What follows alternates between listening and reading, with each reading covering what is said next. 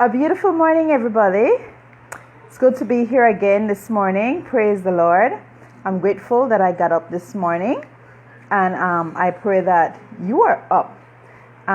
God give you life another day. Give God thanks and glory. Please do. I'll do also acknowledge Him in everything that we do, so that it will be well with us. Yes. Today, I would like to continue my series on the Constitution, right? So I hope you guys had an excellent weekend. You're up and ready for this week. Again, I pray that your entire week goes well with you. I pray that everything that you set out to do this morning and for the rest of the week, you're able to accomplish. Please remember to be good to yourself and to be good to others. Whatever you don't want somebody to do to you, please do not do it to somebody else. Good morning for those people that just logged on. Okay, so now we're getting into the rest of the Constitution where I left off on Friday. All right. Now, on Friday I did part 1, right? And part 1 dealt with the state and the Constitution, right? It says that Belize shall be a sovereign democratic state of Central America in the Caribbean region. Right, and that Belize comprises the land and the sea defined in Schedule 1 to this Constitution, which immediately before independence they constituted the colony of Belize.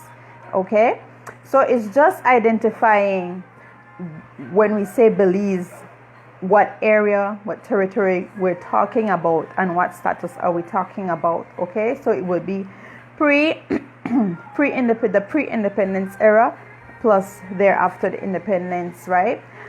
Section 2, I really like to stay on section 2 of the Constitution. Part 1, section 2, I should say, part 1, section 2.1, that says that this Constitution is the supreme law of Belize. All right, I go back to open up and tell you guys that did not know that the Constitution is founded on principles acknowledging God as the supreme being of the land. Therefore, we have to give Him credence and we have to acknowledge Him in everything that we do. We cannot discount Him, we cannot remove Him, and we cannot discount His word or remove His word, because His word are the principles that this Constitution is based on. Okay? All right. So as I was getting into a refresher of part 1, section 2.1, right? We're talking about that the Constitution is the supreme law of Belize. So there's no other law to trump that. All right. And if there's any law that is inconsistent with this law, with this Constitution, then it states that other law shall to the extent of the inconsistency be made void. Okay, so there's no other law that can come, and as long as it's inconsistent, it doesn't flow with what this is saying. If it counteracts it in any way, then that law is void, because the Constitution is the supreme law. All right, amendments can be made, yes, but those amendments must be consistent with the same Constitution and upon the same founding principles of the Constitution. Okay? Section 2.2 says the words other law occurring in subsection 1 above do not include law to alter any of the provisions of this Constitution which is passed by the National Assembly in conformity with section 69 of the Constitution. Now, when we go to section 69, section 69 speaks about the powers and the procedures, right? And basically stating that the National 69 says that the National Assembly may alter any of the provisions of this Constitution in the manner specified in the following provisions of this section. So under section 69, we have 8 different provisions. 8 provisions for the removal of doubts, provision inclusive whether substantive. Okay, say 9 points. There's 9 points under section 69 as to how or what the National Assembly must follow, must adhere to while making alterations or amendments to the Constitution, right? So there's 8 points. So we do know from this, we're going to get into that a little bit later because I don't want to confuse the thing, right? So we're going to keep the flow, take it one section by section instead. So I just want you to know what section 69 says, which it says that the National Assembly may alter. So that means that the National Assembly can alter the Constitution, okay? The National Assembly may do that, but it has certain provisions that it must follow in order to do that. And again, if there's any alteration to the Constitution, any other law, whether it's SI, when any other bill that is proposed, has to be consistent with the Constitution. If it is not, my people, it is void. Okay? All right. So I'm going to jump right into part 2. So we did the opening excerpts of the Constitution, right? With which affirms what the people of Belize states, and that is the first part states that the Constitution is founded upon principles which acknowledges the supremacy of God. First and foremost, I'm sinking this in because every time when I'm reading or I'm speaking, you'll notice that I'll be making reference to God's word. And the reason for that would be because this Constitution is founded on such principles. Okay? All right. And that in the same part, in the same section A, it also states that 2 very important things, that the principles were founded on, that the Constitution was founded on principles acknowledging God. And the second one would be that you have, we have, I have, you have, we have equal and inalienable rights, which all members of the human family are endowed by the Creator. So that means that you have rights that nobody can take away from you. Nobody. The only way that you're not able to exercise those rights would be if you give up those rights. Good morning, Mr. Brown. Pleasure to see you this morning. Thanks for tuning in. As I was saying, right? And then B went into principles of social justice. If you want to hear more about that, then you would check the videos that I have on each section, because I'm doing each section so people can understand, and I'm trying my best to speak in language that everybody can understand.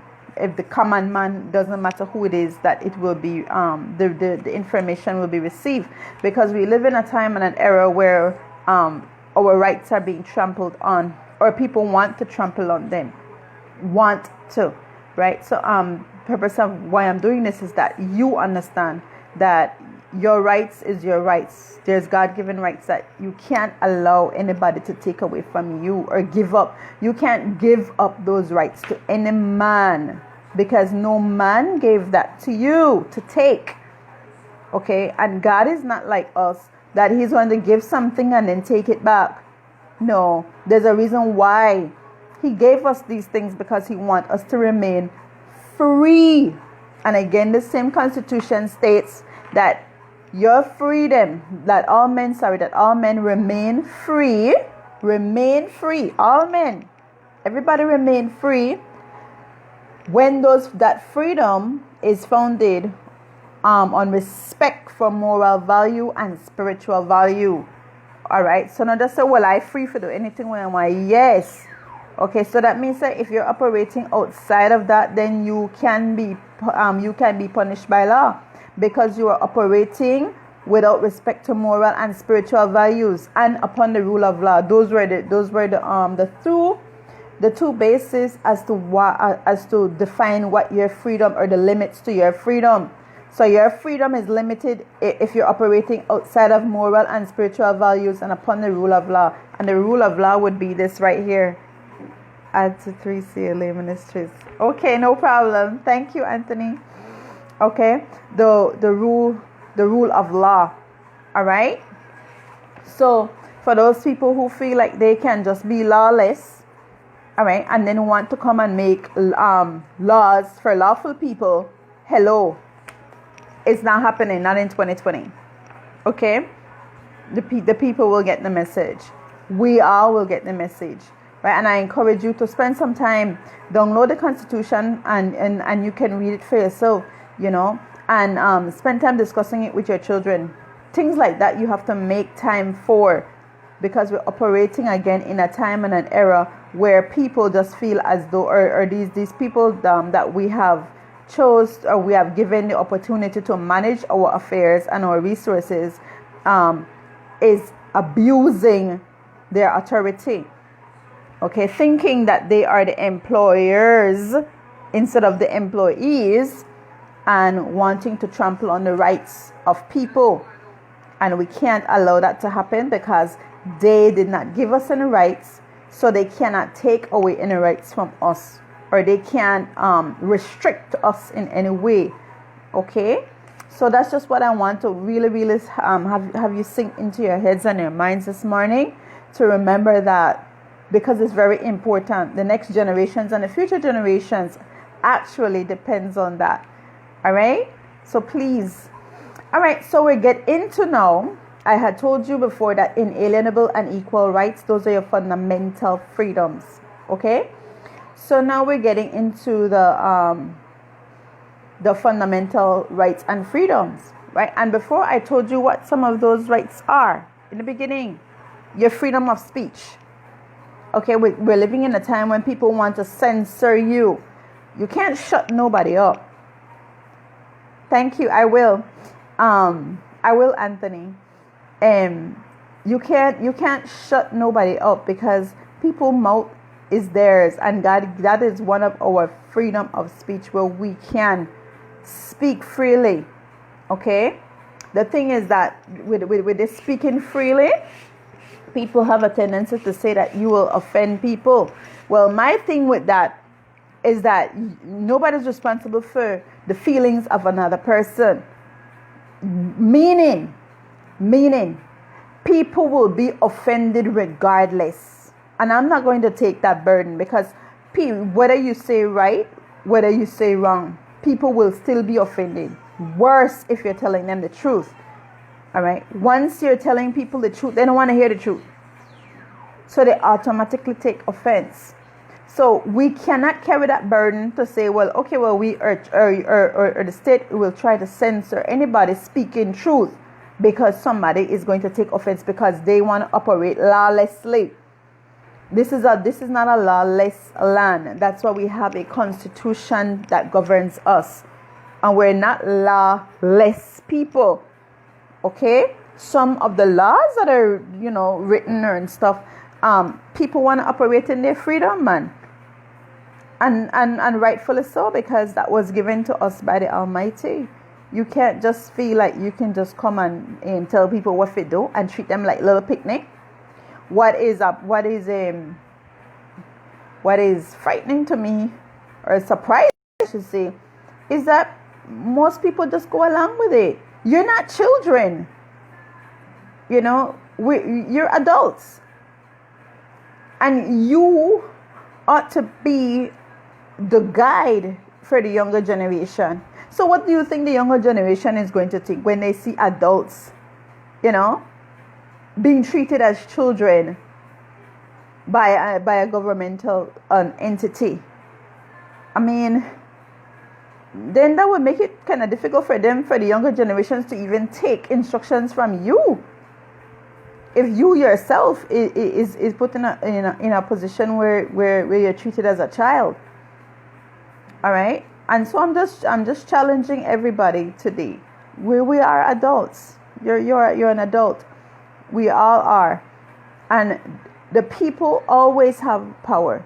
Matter of fact, I take it a little bit further, and I don't say that people have the power. I'm saying people is power. That's what you are. You are power. You don't have power. You are the power. But if you sit silently and comfortably, we have come to a point where people are too comfortable. And that's why all this nonsense can be happening, because enough of us are too comfortable. So I I am hoping that you would start get uncomfortable, very, very, very uncomfortable with the happenings that's going on right now. Get extremely uncomfortable to the point where they will call you crazy. But that's good. That's good. Okay? So I'm going to get into part 2. And that goes into the fundamental rights, as I said. And one of those rights would be freedom of speech. You have freedom of expression. We can't censor folks from expressing themselves. All right? Freedom of religion and culture. Okay?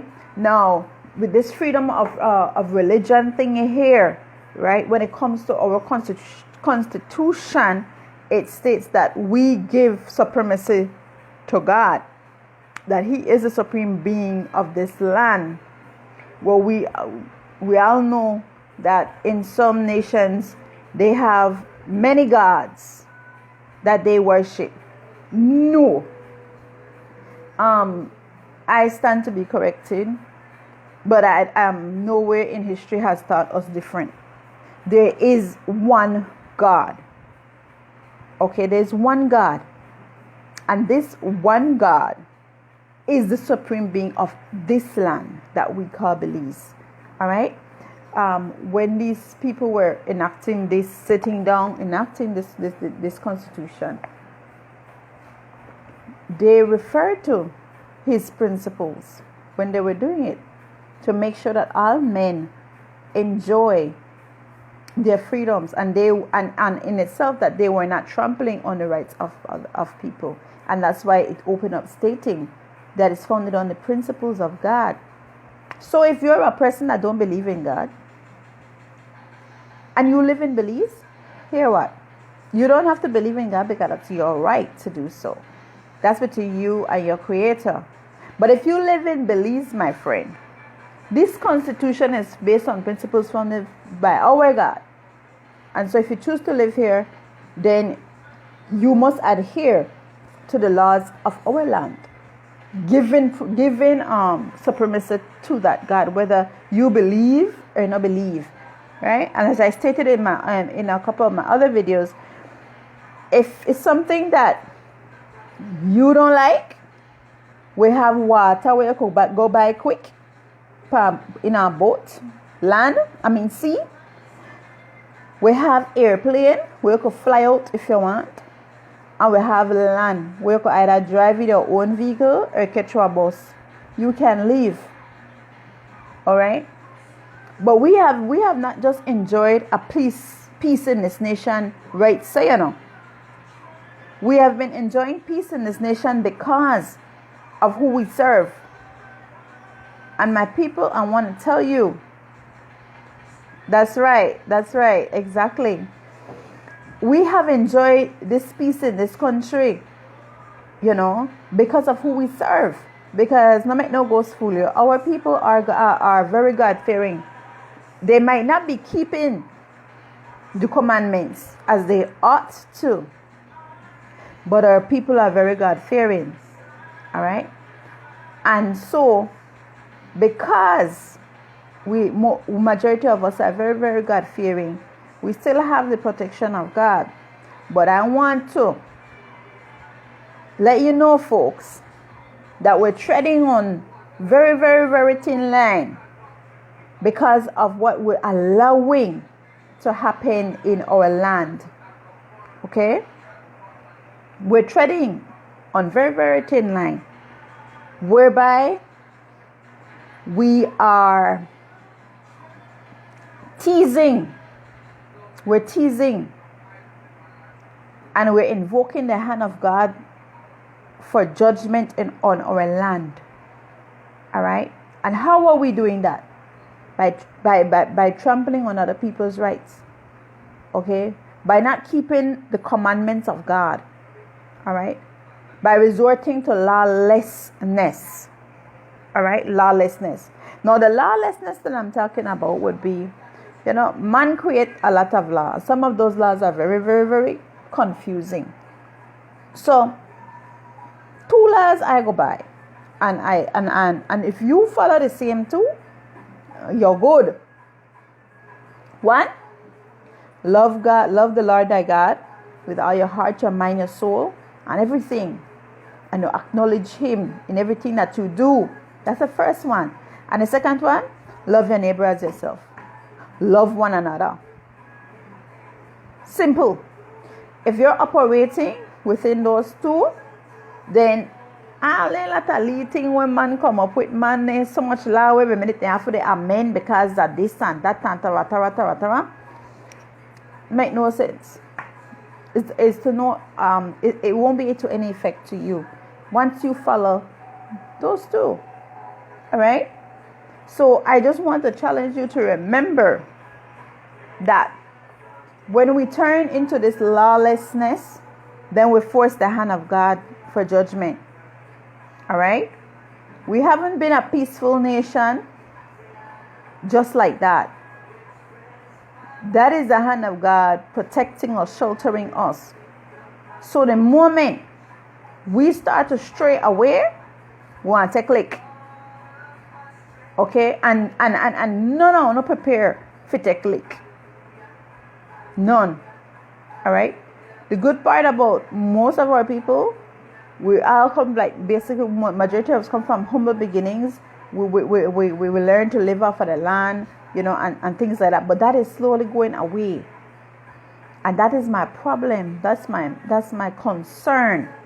That you're being too dependent. That you have become too dependent. All right? And two things is necessary in this earth for you to survive. All right? Food, water. Food, water, that, you know, to sustain your bodies. And then the next one will be shelter. All right? But you can move around. That's not a biggie, you know, if anything should happen. But I'm just saying, we need to get out of our comfort zone. All right? Because we're a little bit too comfortable, and that comfortableness is going to start costing us. And that's why I am pleading to you today. I'm pleading to you. So let's get some knowledge, get some understanding. The Bible says that my people perish because of lack of knowledge. All right? So let's get it. All right? Let's understand what this constitution that governs us says, so that our rights are not being trampled, and not just our rights, but the rights of other people as well.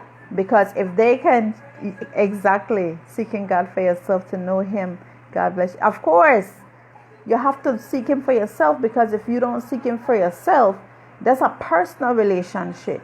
That's not between you and your husband or your wife or your friend or your granny or your, no.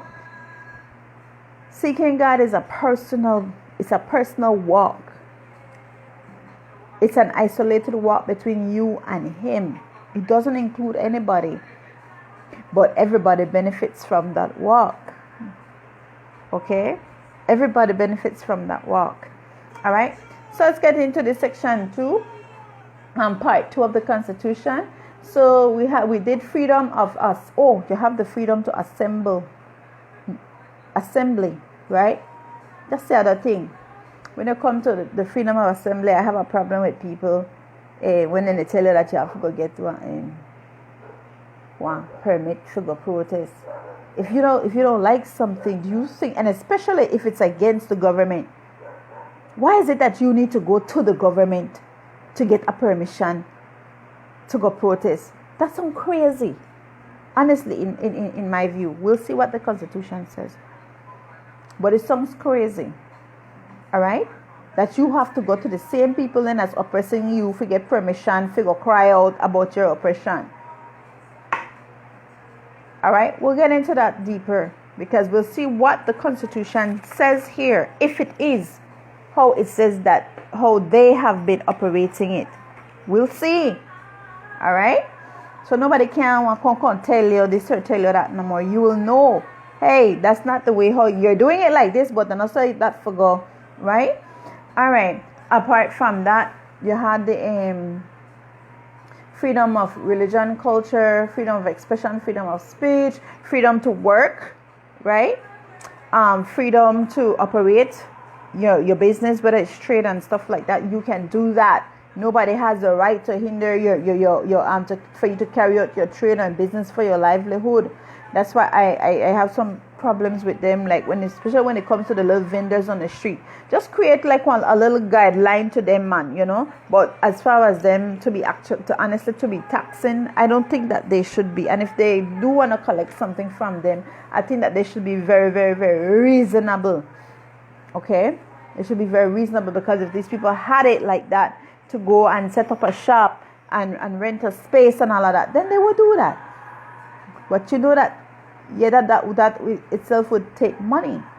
So that's another good thing that I like about our country, is that you could, as long as you can do something, you can go out there and peddle, right? I know that there's laws that governs that. I'm just saying that people take these laws and they stretch it.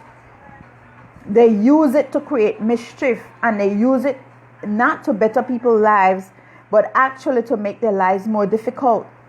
Okay, yes, the laws are there, but you can be extreme with it, or you can just allow the law to take its course. But some people they actually take it. The Bible tells you that the enemy frameth mischief by law. Okay, morning, Francis. That the enemy frameth mischief by law. So they take these laws and they stretch it. You understand? We understand that the laws are not there, and I know that most of our people are law abiding, but I really think that is the way how the law is being implemented, because people are twisting it and turning it to their own convenience while stamping the people into the ground. And then the Bible said that we're supposed to help the poor. The poor is not going anywhere. You could alleviate poverty by helping them. Because poverty is really your mind, Poverty is really your mind. It's this. But you can help people. People fall into certain circumstances and situations. It's not everybody that is that goes through or experience a little trial or whatever actually choose that. And it can happen to me at any time, and you. Because like I said, if you're a high-minded person and everything is going well for you, and so you start think that you're on top and everything, and looking down on everybody and treating people bad, you know what happened? Everything that you have can be taken away from you if you're not doing right with it. And you that have will one day find yourself right in that position of lack. No, it won't be because you choose that, but in some parts you do because of your actions. Because the Bible says that you're supposed to give, that you're supposed to be concerned about people who do not have. All right, but instead we have a nation where poor people are penalized for being poor.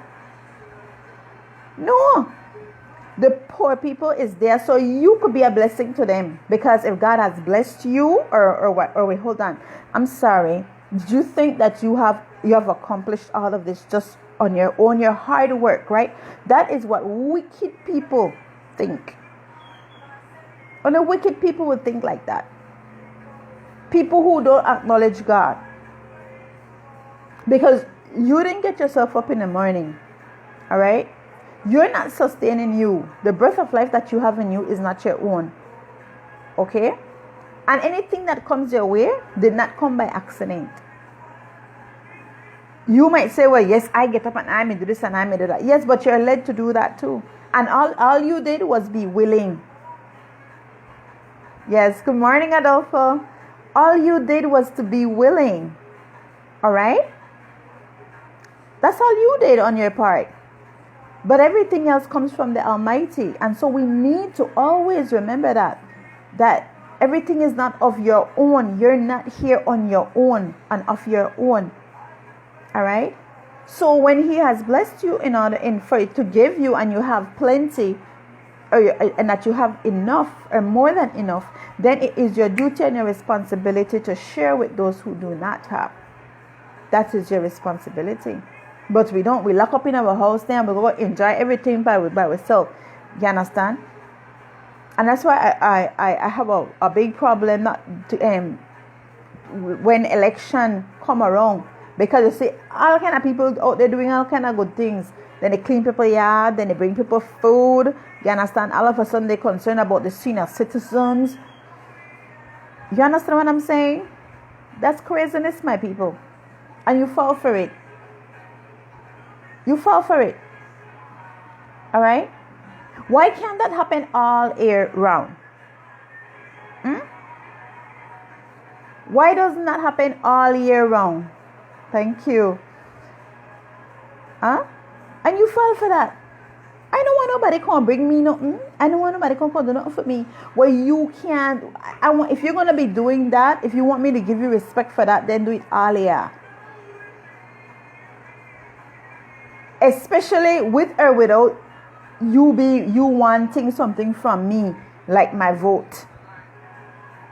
Or, no, man. You see? But that's another thing. I'm just saying, don't just do things in order to get something from people. If you're going to do it, do it. And even when you're doing it, it's not something that you're supposed to be highlighting. Whether you're in office or not, or whether you're vying for a political position or not. If you are doing something for somebody, you should be broadcasting it. Okay? You should be broadcasting.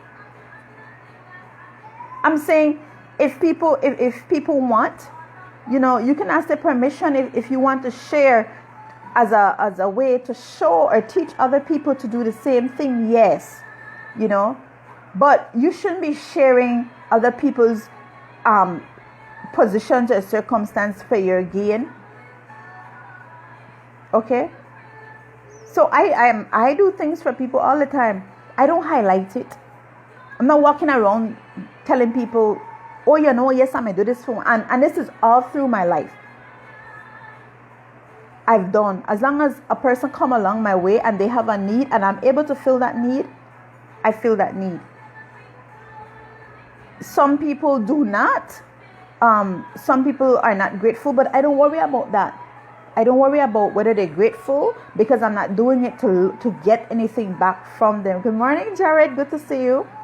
I'm not doing it to get something back from them. I'm doing it from on a standpoint that God said He has blessed you, so you be a blessing on somebody else. It's simple. So you won't see me out there highlighting what I do for nobody. Okay? You're not going to see that. Or talking about, oh, I'm going to do this to this one. Or I would probably say that I mention it here or there if I'm talking about something and using it as an example. But I won't call no name. You understand? Or no, I won't do that. Because that's not right. It's not right. It's not right. Like how I am offering myself as a independent candidate for the Freetown division. I'm not going to be walking around there giving people things and capturing it and showing people that. You don't know how much I hate that. Because I know it's all a show. I know it's all a show and people buy it. I don't have to do that, and I refuse to do it. Okay? So if people want to vote, they'll vote. That's what a democracy is all about. And you have to, and unless we have a change of mentality when it comes to that, then we'll always keep getting the same nonsense. Okay? We're not supposed to be showcasing, man. You're to do things for somebody, do it out of the goodness of your heart, because you truly want to help that person. Not because you're looking for a benefit or looking for something back. All right? If I am, no lie, for those people who I have helped, I lost count. Why? Because I'm not keeping records of this one and that one and tarot one. Okay? There's a verse in the Bible that tells you that when you give to the poor, you lend to God. And He repays you. All right? So I'm just sharing this with you that are listening right now, to let you understand. Right? that giving is a good thing. And when you give, it's not so much for the person that you're giving to.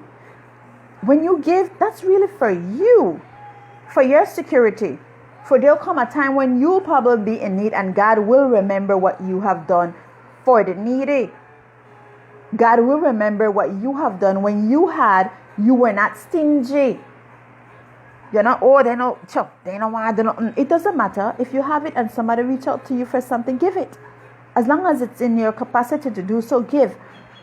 And don't do it, people, and then afterwards talk about it. Because then what you have done, you have taken away your benefits that you would have received from God. You took that away the moment you start to talk big about it, so people could look at you. So you're getting the glory instead of God. All right? It's just something that I see in our society. All right?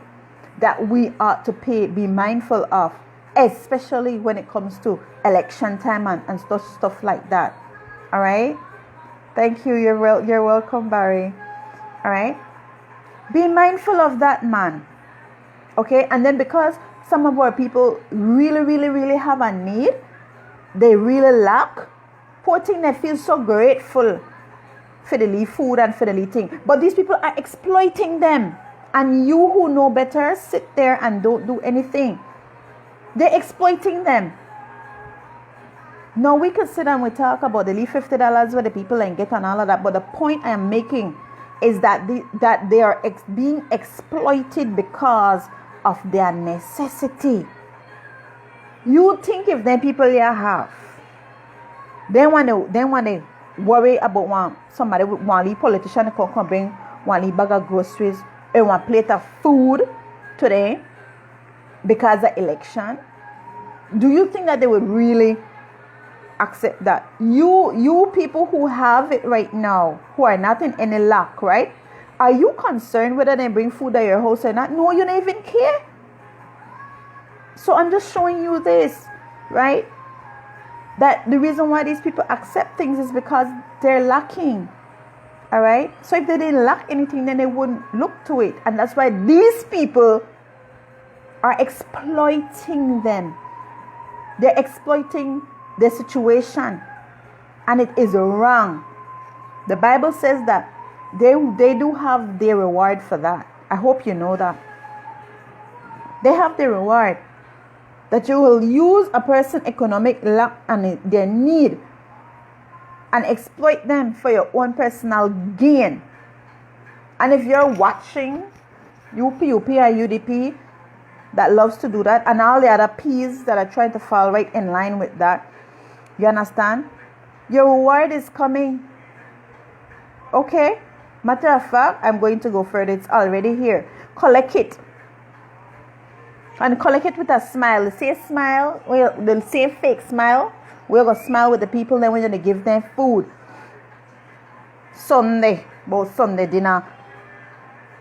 Alright? When people have needs. And then want to showcase it as to say that you really care. You're wicked. You're very wicked.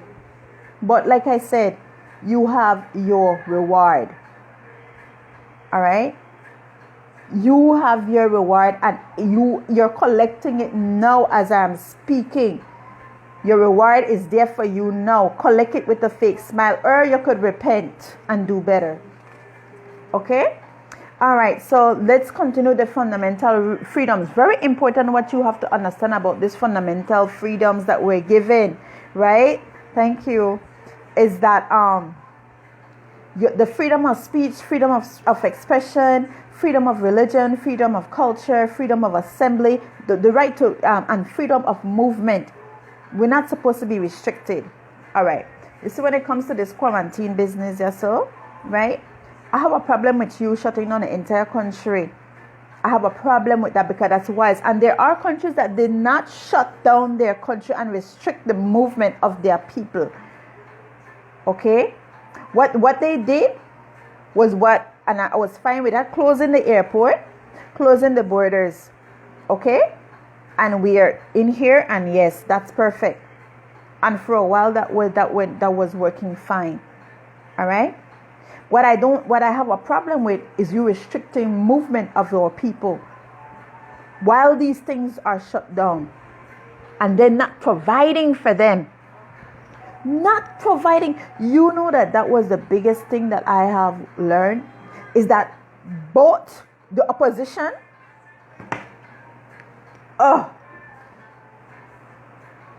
neither the current administration nor the opposition in this country have one plan, had a vision. Here, what for the plan and vision, they pen, paper, and it remains on the paper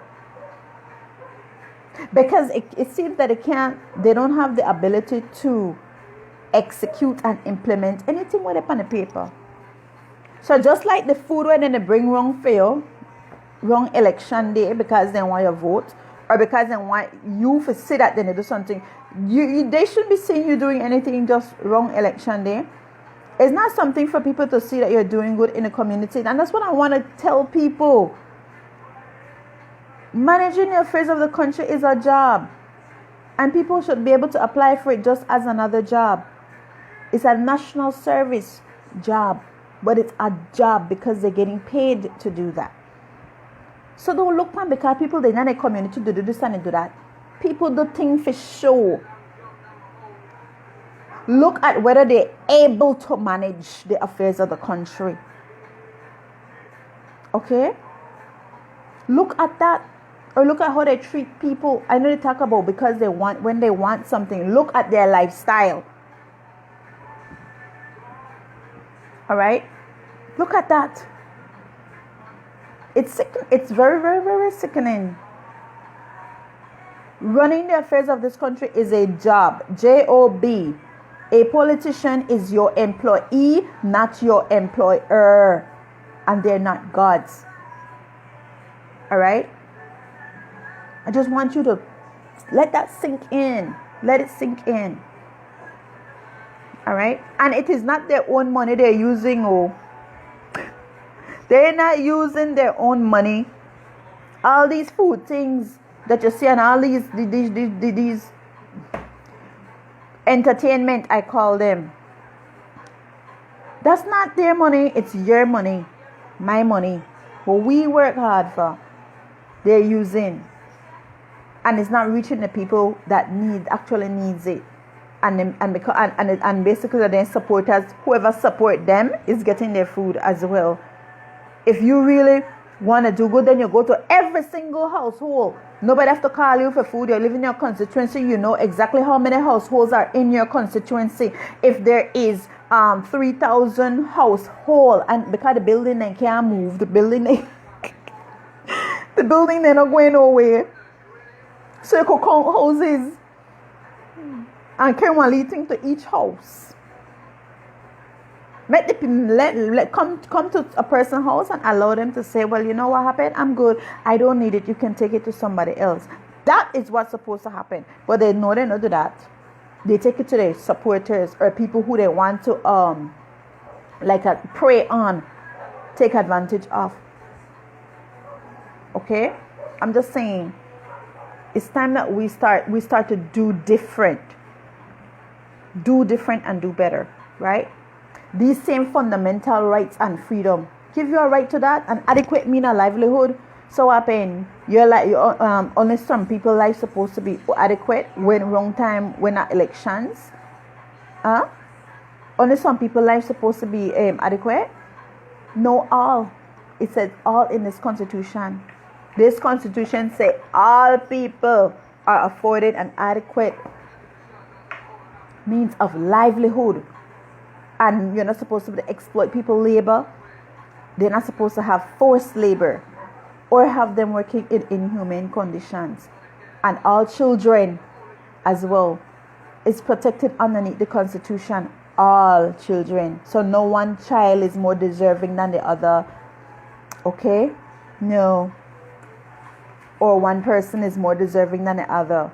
No, this Constitution does not allow for that. Alright? So it will only continue when we start doing different. You and me. Alright? No, this is what I am doing. Getting up in the morning, and my husband can tell you, I get up early, but I would just stay in my bed and just kind of like meditate. I wouldn't really get up out the bed. But for me to get up every morning during the week early and actually come out my bed and come on here, this is me doing my part. All right? And it doesn't matter how small, whatever your contribution is, as long as it will help our people to move from one place to the other, one condition to the other, then do it, man. Do it in your regular life. This is what I chose to do because I said, you know what?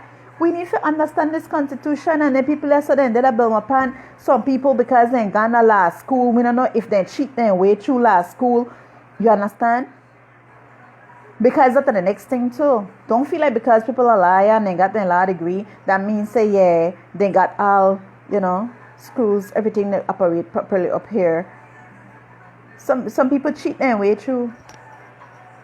I mean, evidence of that is right here in Belize. So, and for all those of you that went to school, to college, you know that a reality.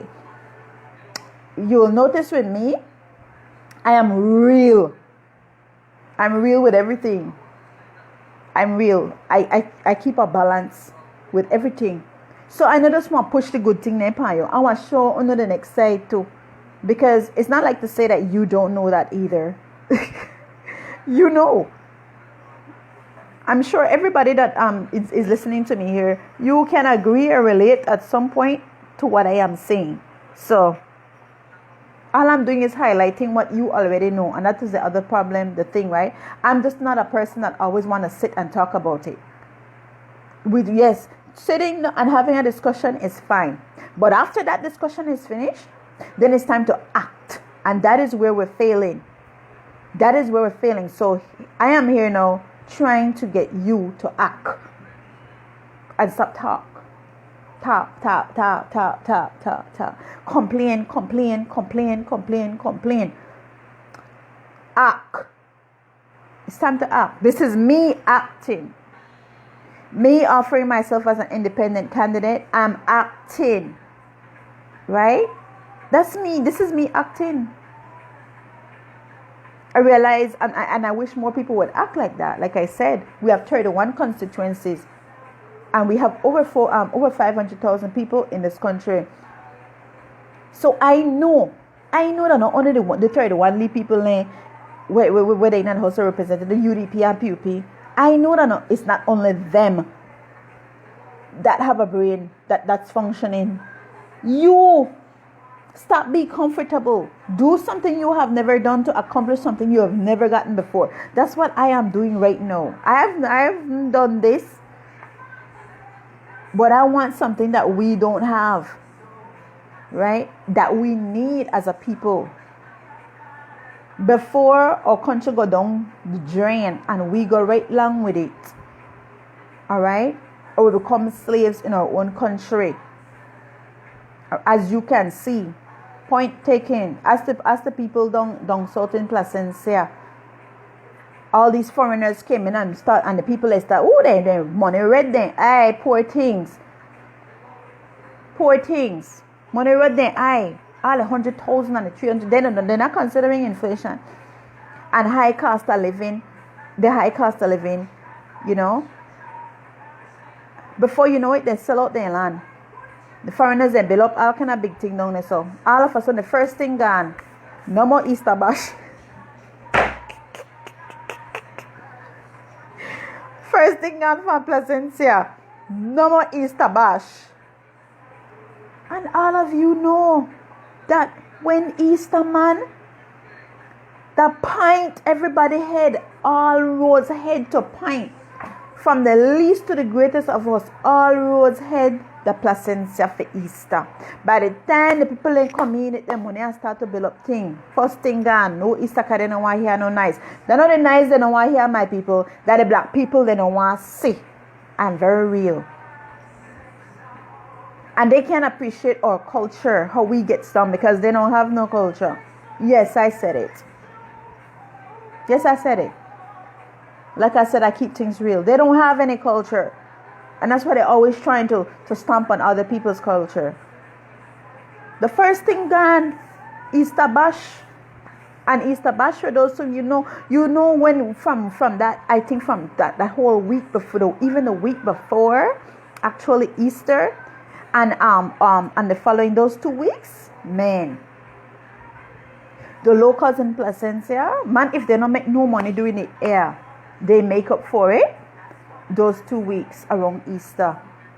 And after the people they come in and start to put their big hotel and their resorts and their big house and whatever on the beach, and one lock off beach, and you can't come here and you can't go there.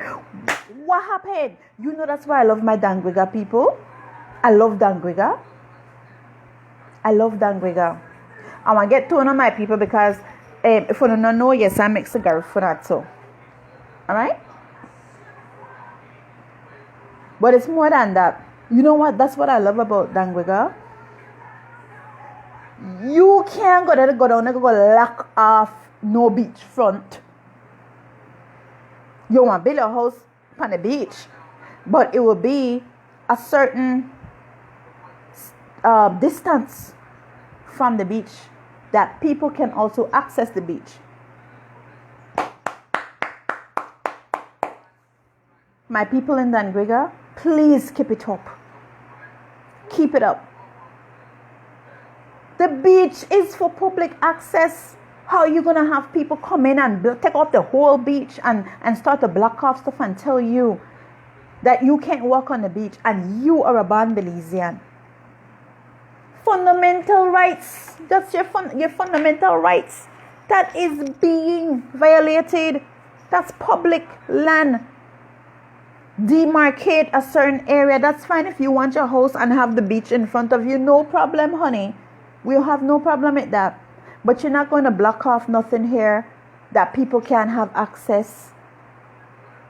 So, to my people from Dangriga, I applaud you for that. Please keep it up. I know in Dangriga they have their own other issues, but that's one thing that I can say that I applaud them for. Okay? Keep the assets and the resources for the use and the benefit of the people. There is enough in this place. People too greedy are out of order. You understand? Greedy and out of order. And I wish the people in Placencia would have hold that same thing. Yes, the beachfront is there, but there's some places when I tell a plane, and when they go to Hopkins, they're starting to do that same mess. Hopkins, wake up. No make them people complexion fool and money. Your freedom is priceless. Your ability to freedom of movement. You have that. So if you want to go on the beach, nobody can stop you. I had my own personal experience with that. Me and my husband, we went. I'm not really a person that is into a lot of vanity and anything there. If you notice how I'm not into all of that.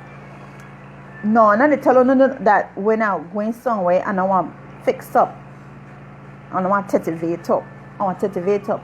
But it's just not a priority for me. I like to be comfortable, okay? So the same thing with my money. When I have my money, I go and I would spend it, but I like to spend my money more on traveling or going to different places with my family. So I want to save up my money just to do that, instead of just to spend it and go hang out and drinking. And I'm not into all of that drinking thing, and that's not really my scene. Not saying that if I'm in an environment I want to go and stush. No. If I'm in an environment and stuff, I want to take one little wine. Yeah, I want to thing here. But that's not really my thing. But like I said, I'm just the kind of person that I'm flexible. I try not to overdo anything. But any which way, as I was saying, I had an experience with that in Hopkins at a certain resort. After a certain hour, me and my husband on just walking, taking a night stroll and stuff on the beach, and we're gonna be approached by the security guard and ask us when we're heading to the resort now. We must show him ID and all kind of thing. Well, that the wrong one he gonna meet, because we weren't light enough. Because I'm sure if that was a Caucasian person that they met walking, they wouldn't have approached them in the manner that he did. You understand? So I want you to understand that when I talk about things, I'm talking about no matter what it is I'm speaking about. I always speak of my own experiences, because you can't quarrel with me on that point. You see what I'm saying? If you can't share your experience with me, I'll probably talk about it, but not really. But I will talk about what I see with my own eyes and what I experience, because you can't quarrel that and tell me nothing about that. That's my experience. Okay? And I know that if it's my experience, it's also other people's experience as well. Right? But yeah, the man come and he want ID and blah blah blah blah blah. And I'm looking at him like, are you out of your mind, sir? We're staying here at this resort. But you see, we not fit the description. You understand? And we call on a high enough. So he automatically, felt he had to approach us. Well, I just give him 1 2 words and say, husband, let's go. You understand? Oh, miss, we just do what? I don't want nobody harass me. Me don't pay my money. Me don't want nobody harass me. I'm free. I mean, you see the one man and woman. What is the case? What is the problem? Okay? But anyway, like I'm saying, that's freedom of movement. Nobody is going to restrict my freedom of movement to move or to assemble. Right? And I want you to know that is your right. It is your right. As long as you're not out of order, to the point where, somebody can get hurt or something like that. But even with a protest, man, you know what I'm saying? When people are had enough, they had enough. For me, there's no such thing as a peaceful protest. Let me tell you, sorry, let me take that back. The only peaceful protest I know is to keep your money in your pocket and not spend it. That's the peaceful protest that I know about. Any other protest can be peaceful.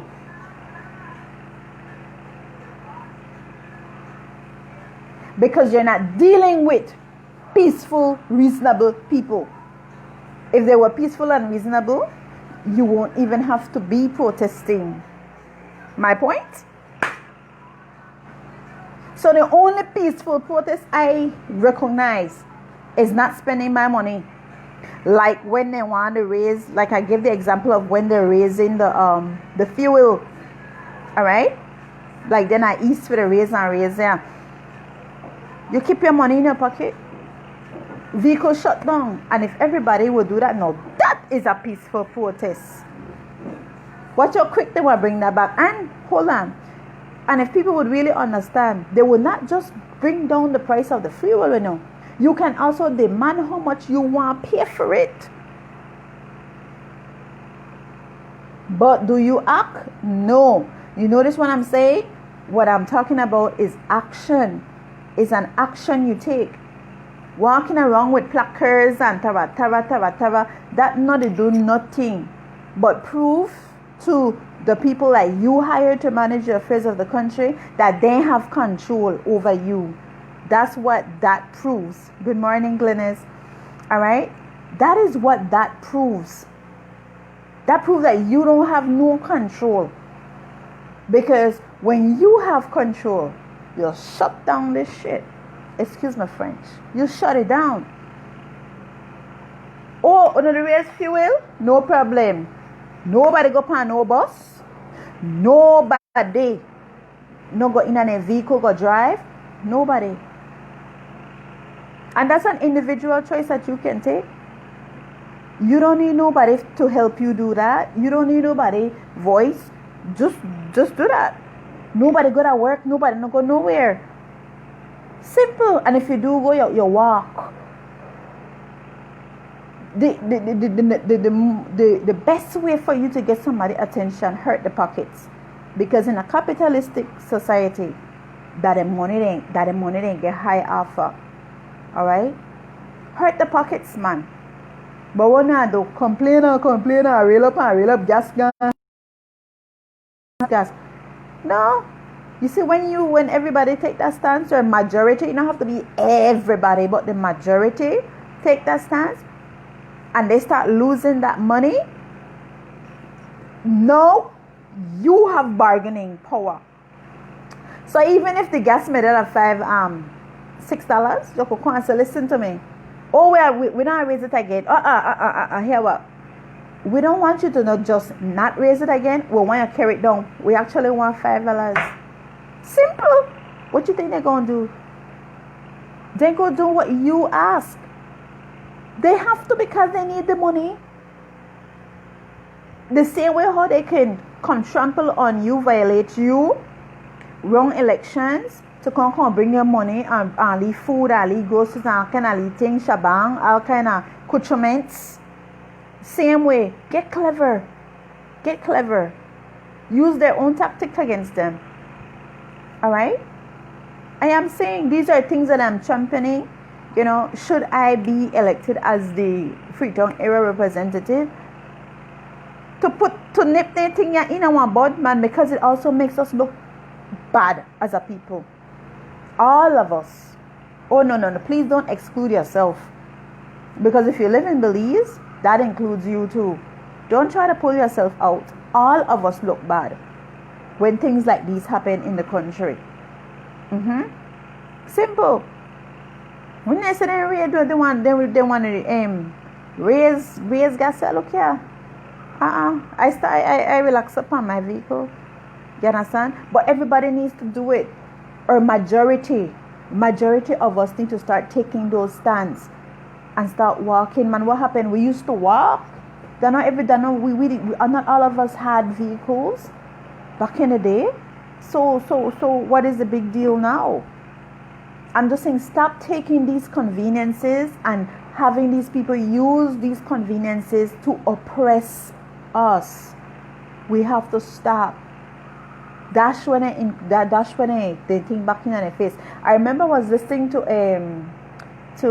Brick the other day. They had on a live, and they were talking out. The young man brought up a very good point where he says that in Jamaica they wanted to raise the telephone rates. They raised it. Do you know what the people did? All of them take all the telephone, take it out, and go and throw it outside. What you think they're gonna do? So nobody to use the telephone. Oh, that I don't want to do. Okay, take on the telephone, and we don't want it. That's the mindset that we all need to start adopting. Or not, even if not all of us, majority, man. Make we move into that movement. And you know how you can adopt that mentality too as well? For those of you that's listening and sharing this video, teach it to your children. Teach them to not accept, just to accept things that people give them. Teach it to the children. I teach it to mine. Same thing I'm saying here. I teach it to them. Teach them. Because they're the future generations. We want dead. Nobody came to turn rock stone. So the future generations need to understand how to operate so that their rights are not being trampled on. Every generation should come, there should be like an upgrade. It should get better, not worse, my people. It has been getting worse, okay? And it doesn't have to. Our little Belize can be an example. Our little Belize, you notice that we were the example in COVID, right? Till the fool people then see a plan and a way in order to get money for elections. That I'm telling you, my folks, I keep it real. We were the example in the whole world. I don't remember how many days it was, or the amount of time period, but we were the only country that was not reporting no virus. This one really insignificant country in the world, Belize. We don't have to do like everybody else. We don't have to. We have enough resources here. Then developed countries don't have nothing, but one dream when they sell people. That's all. We don't want nobody dream. I don't want nobody dream. I dream every night. I don't need nobody dream. I don't want nobody sell me no dream. I dream every night. Alright? And I know you do too. You don't need nobody to be selling you no dreams or giving you no dream. And if you could look, you can see what the dream is getting to them. Oppression. Work, hard work. Work and they can't enjoy their money. They can't enjoy their house. It's all a dream. We don't have that here. They can't chalk line, Chalk line. Because it can easily well be here if we do not adopt a change of mentality. Alright? The simple life that we live here, it's good. Alright? The only reason why a lot of us are dying quickly, more quickly than before, is two things. The food we would eat and the gun violence. Right? But taking away people's guns is not the answer. Let me tell you that right now. I would never agree. I am sorry. I do not agree with taking away people's guns, because guns is the only thing that protects you from the government. And this constitution tells you that the state, in section, it says that the state also is not to exploit people. Right here, let me read it to you. See there? Whereas the people of Belize affirm that the government, we require policies of state which prohibit the exploitation of man by man or by the state. So please, no make nobody tell no, but no gun give up, no gun nothing. When you go to Belmopan, they don't gun kill people. That people will lack morals and no respect another life. Alright? That's what kill people. Guns don't kill nobody. Okay? Because I put in the same category like alcohol. If you're gonna tell me that guns kill people, well, let's put it right in the same category of alcohol and crack, cocaine. I could put him in the same category then. And I said weed. So sorry, I'm not gonna include weed because it comes from the earth. That's a man-made plant. Alright? We're not going there with weed at all. Okay? Because I never yet seen nobody depend no weed and decide to go jump into people's window and go do all kind of craziness what people on other drugs do. Alright? Weed calm people down, and that they don't want you calm, they want us aggressive at each other's throat. I don't smoke weed, if you don't want to know. I don't drink alcohol. I had an alcoholic father. But you know what I love about my father? Even though he was an alcoholic, he was what I call a functioning alcoholic. Because he still took care of he didn't get his priorities. He had everything in it. All his priorities were straight, basically.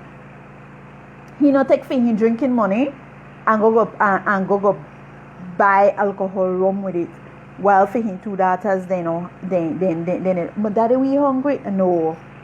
My father had enough in our house to feed us and other people, and I guess that's probably where I get that part of me from, where I'm always trying to give. If I have it, once you see, if I tell you I know, it's because I really, really, really, really don't have it.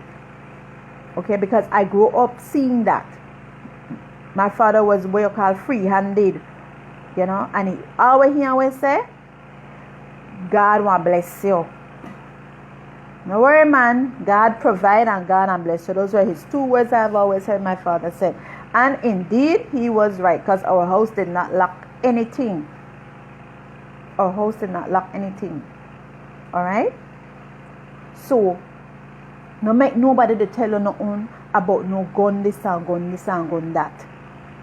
Alright? What I would like to see is for more people to have guns.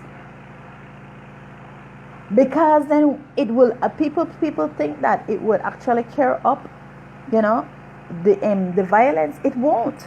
You know why? Because people want to know that people strapped now. You think they want just come drive up on people like what they want, like they simple?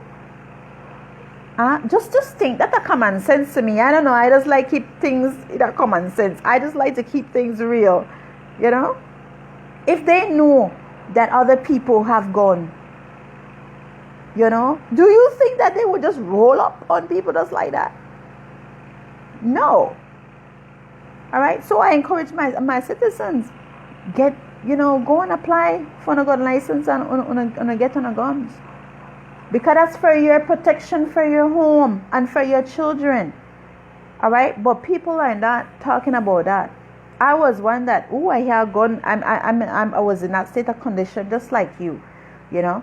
When I hear a gun, oh my God. Me no want. No, that's for your protection, honey. Don't make the government sell you that. That is for your protection.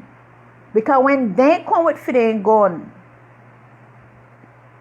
when they use their authority that they have, these rogue cops and these rogue people, when they come with it, how you defend yourself?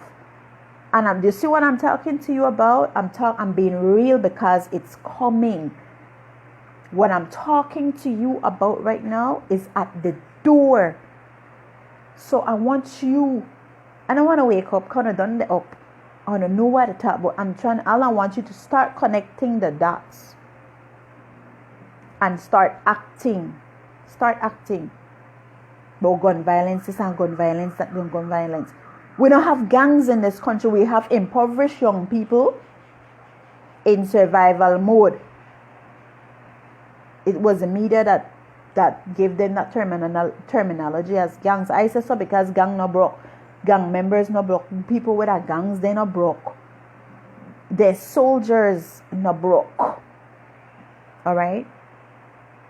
They no only in Belize we have that mentality, and that was given to us, like I said about the media houses, that they're the ones that coined that.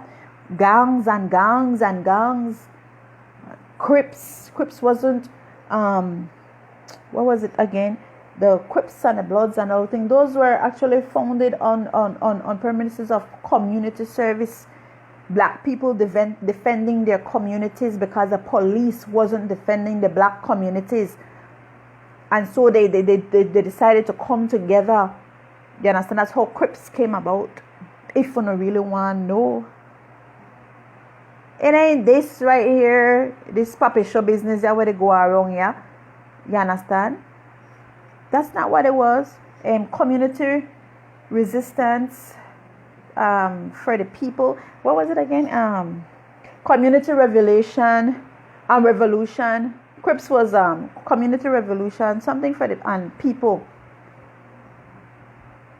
Yeah, I'm gonna. It's gonna come to me. But only the I forget what the I mean. But it was really community.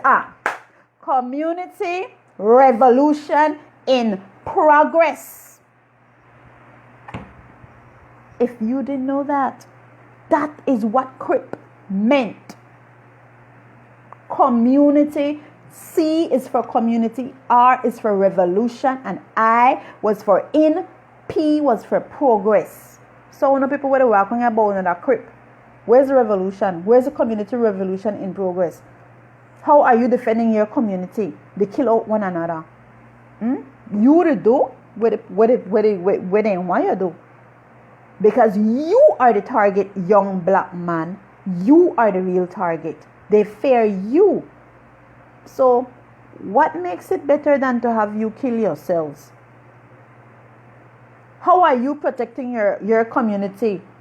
PIV and Taratara, Ghost Town and Quick Majestic Alley. Yeah, my people's hi. How are you? I know you guys and stuff like that. But how are you?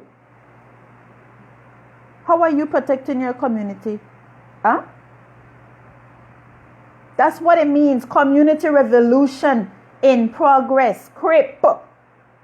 You're throwing up the signs and all of this stuff. That was what CRIP. That's where it came from. And you allow them to turn that into this BS that we have now, where our young men are being shut down for no reason in the street. And I say for no reason because all of us still broke. All of us still live in a some dog sit down house. You understand what I'm saying? And somewhere they kimbo water the country. Someone don't have no house. Alright? Just think. Just think. Think about it. And that's my only problem I have with my black men in this country. Alright? Community revolution in progress. Let's get the revolution in progress, man. Take out the sea. Let's get the revolution in progress. Start doing things in your community, for your community. Start coming together. That is what those things were about. Then turn around, twist and twist until it turn gang. We have gangs at Belize, and the gangs every minute, every second you hear on the news. Gangs this, gangs that, gangs that. We don't have no gangs in Belize. We have impoverished people in survival mode. Because no care who it is, when luck comes knocking on your door, you go into survival mode. Okay? Thank you. You go into survival mode. Alright? Anthony is saying guns is not of God. Anthony, you have to read your Bible. Do you know the Bible says that it is a righteous thing to recompense tribulation to those that trouble you? That's a verse in the Bible. Alright? Do you know the Bible says that you are to protect yourself? From the beginning, from Genesis, and I'm just saying this in response to what Mr. Brown states here, that guns is not of God. Alright? Guns was created by man, but it is a weapon that you can use to protect yourself. Okay? While the government, and not just here, but in America as well, while they are telling you to surrender guns, they are buying ammunitions. You guys, people, they're buying ammunitions. They're buying guns, all kind of guns. Who they going to war with? You. That's for you. I keep it real because God gives us wisdom, and He says we're to operate in our wisdom as well. Now, I'm not to tell you if you go get no gun, if you go shoot up people, if you go do craziness with it. A gun is there for your protection. It's just like you having a machete in your house. If somebody comes to your property and coming to try and harm you, how can you defend yourself? It's a weapon, just like any other weapon. Alright? Now, how you use it is a different story. How you use it is a different story. Alright? But right now, they're guns. They're trying to take away the guns from the black men because they don't want you to defend yourself. No, whether it's okay for them to have an illegal gun, my thing is go in and apply, get your license and get your weapon. It's your constitutional right, and I can't wait to get to that as well. That's a constitutional right. You have the right to defend yourself. If you want to own a gun, you can own a gun. There's nothing wrong with the gun. When you use it to shoot down innocent people, no, that is the problem. It's not the gun that's the problem. It's the person, because whether they use one gun, machete, whatever the case, whatever they will use. You understand? It's the mindset and the condition of the person. Simple. No. The only way you protect yourself, you will have protection for yourself. And I'm telling you guys because the time is coming. It is coming. It's just because most of us here in Belize sit back and too relaxed. So we don't worry about whether upon the international scene. And what affects them will affect us. But that's why I'm saying that we can be an example in our own country. Alright? I'm saying, I know that I'm not making excuses for these young men that are out here doing foolishness, where innocent people get killed. No. If that happens, they need to be held accountable for that and penalized for that, because the only person that's supposed to be taking a life is the Almighty. No man has the right. That is one of the 10 commandments. Thou shalt not kill. But some people, let me show you something now. God says, thou shalt not kill. That's a commandment, right? But you are to defend yourself. So if somebody is coming to do, and the Bible also tells you that, if you read in Leviticus, it tells you, if somebody causes somebody else's life to end, there's a punishment for that. But what happened? What they used to do to the person? They used to excommunicate them or ban them. So there was a city specific for that, where those people can go live. Because let me tell you something about blood. You see all these senseless killings that's happening in this land? We're inviting spirits. We're inviting demons. And when these spirits come and these demons come, they're not going anywhere, because that Bible says, right, that once blood is spilt, there has to be justification for that blood that is spilled. Just like how Abel's blood made a cry up to the Most High God from out of the earth. And God here, judgment is going to come to this land if people keep killing innocent people, and God is hearing those cries. Those blood is coming up. It's going up to him, crying, because their lives have been snuffed out from them innocently. All right?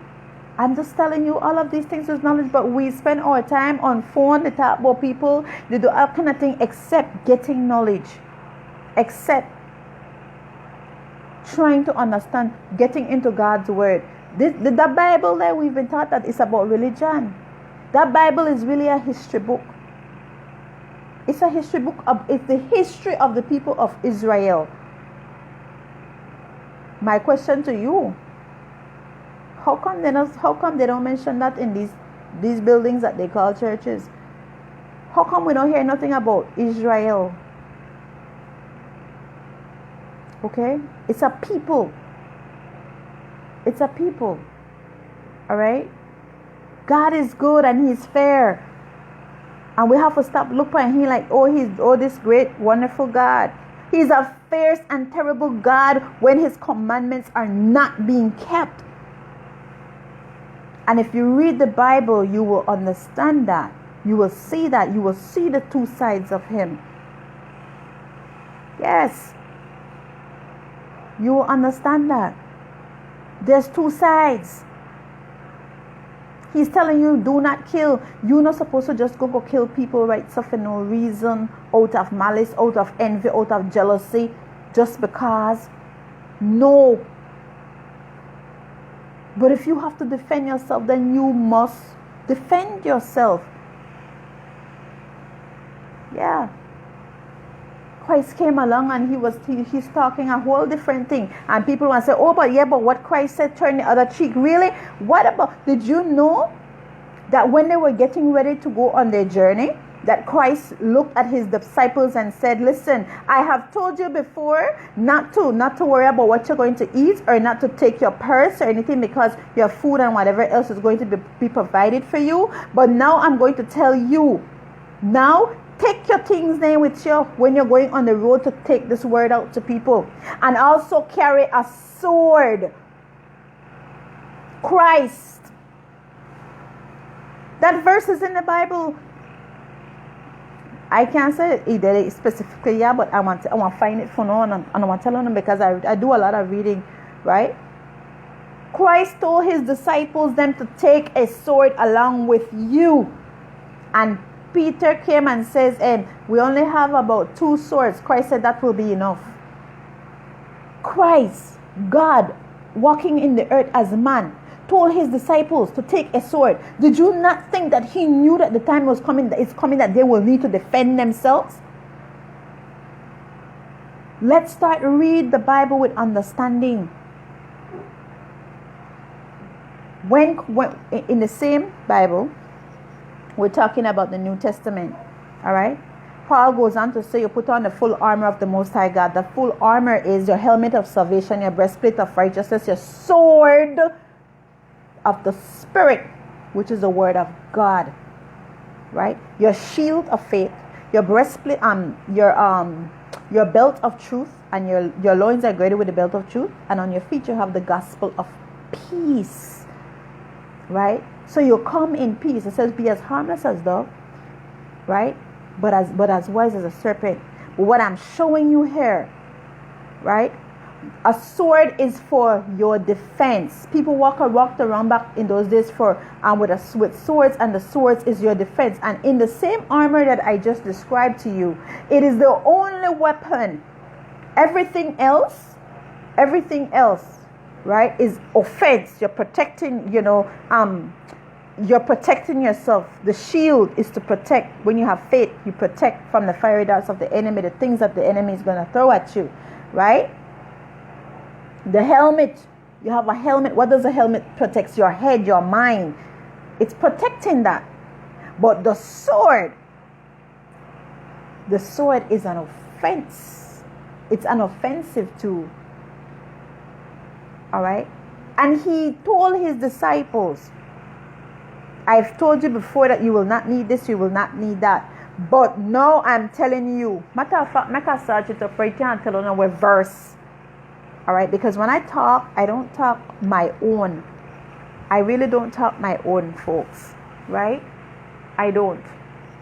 And when I say things, I'm not saying things that I think or I like deal with facts, truth, because truth defends itself. I don't need to defend truth. Truth defends itself. And I spend a lot of time reading my Bible. I do. In my household, we read Bible, right? And we pray and stuff. But I like to read, and when you read, you have to read with understanding. 1 second, let me just find this verse for honor that Christ said that. Okay, take a sword. It's on the phone, but anyway, try. Here we go. That verse is Luke chapter 22, verse 36. You see what I tell you, that the Constitution goes hand in hand with God's word? It goes hand in hand. It's established on these principles, man. The people that know you have to defend yourself at some point. And one thing I like to operate in, reality. Okay? So let's do where's the King James Version? Because I don't like them and too much versions they're out. I just like to keep it simple. I deal with my King James Version, right? So Luke chapter 22. Wait, what happened?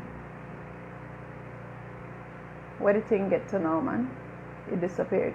It was Luke chapter 22, verse 36. Okay. I am seeing it. Where is it? 35. So it started at Luke chapter 22, verse 35, right? And it said, Then Jesus asked them, when I sent you out without a purse or bag or sandals, did you lack anything? They said, nothing, they answered, right? Then 36 come and says, now, however, he told them, the one with a purse should take it. And likewise the bag. So if you have a purse, this is the time for you carry it. You want to start look out for yourself now. Right? The one with a purse should take it, and likewise a bag.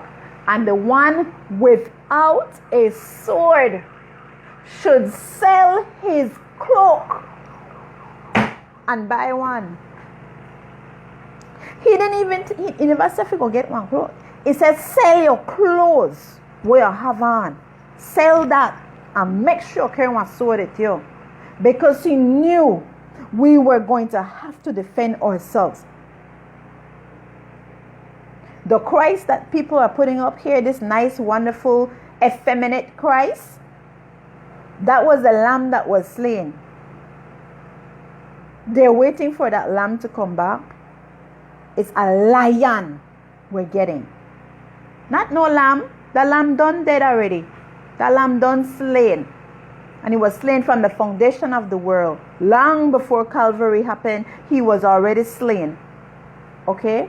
To accomplish the thing that he came to accomplish. Right? But I'm showing you that this same Jesus knew that we would need to defend ourselves. He wasn't talking to the other people, and he was talking to his disciples, the same follower of Christ that he was telling to, oh, be meek and be humble and turn the other cheek and do this and do that. He knew the time. And he understood that.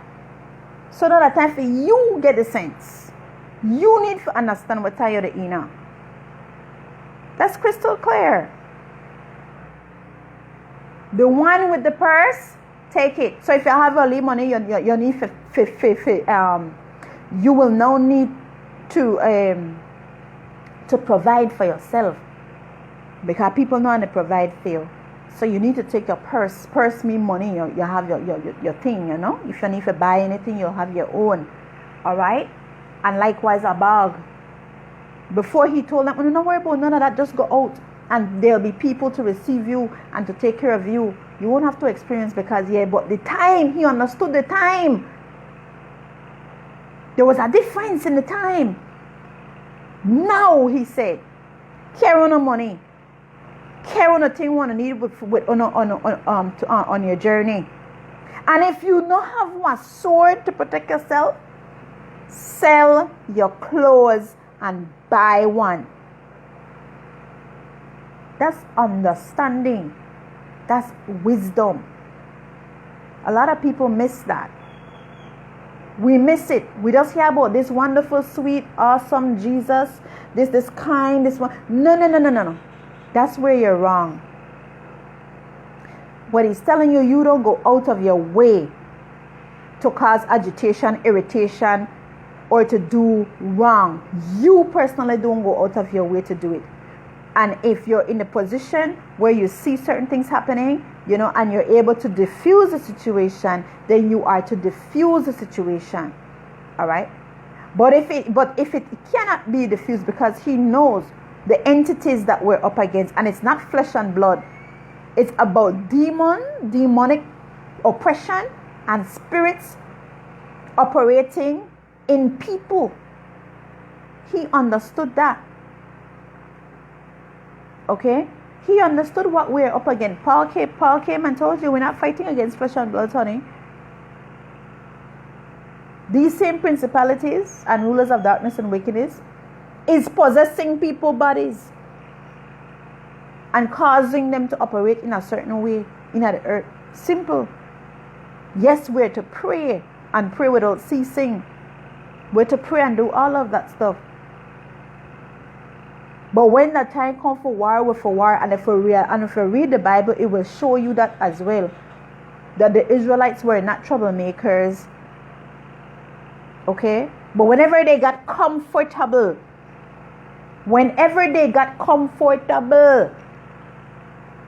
that's when the oppression sneaks in on them. That's when they started to be oppressed. And people come in and take advantage. And whenever they start worshipping other gods and practicing their obia and their voodoo and their juju, yes, I said it. The Bible tells you that witchcraft, whenever they started to practice these things, when they need to start to defend themselves, because they remove themselves from the presence of God. They separate themselves from the presence of God. And in the same light, when we start to operate like this, we too get separated from God. When we get too comfortable. All right? As we are now. And when we practice witchcraft and serve other gods, idols. And an idol is not just things that you make with your hand. When you start worshipping other people, like how our people are worshipping these damn politicians. That's idolatry. You move the hand of God. He says, I will give my glory to no other. I will give my praise to no other. And he will not be mocked. He will not be mocked.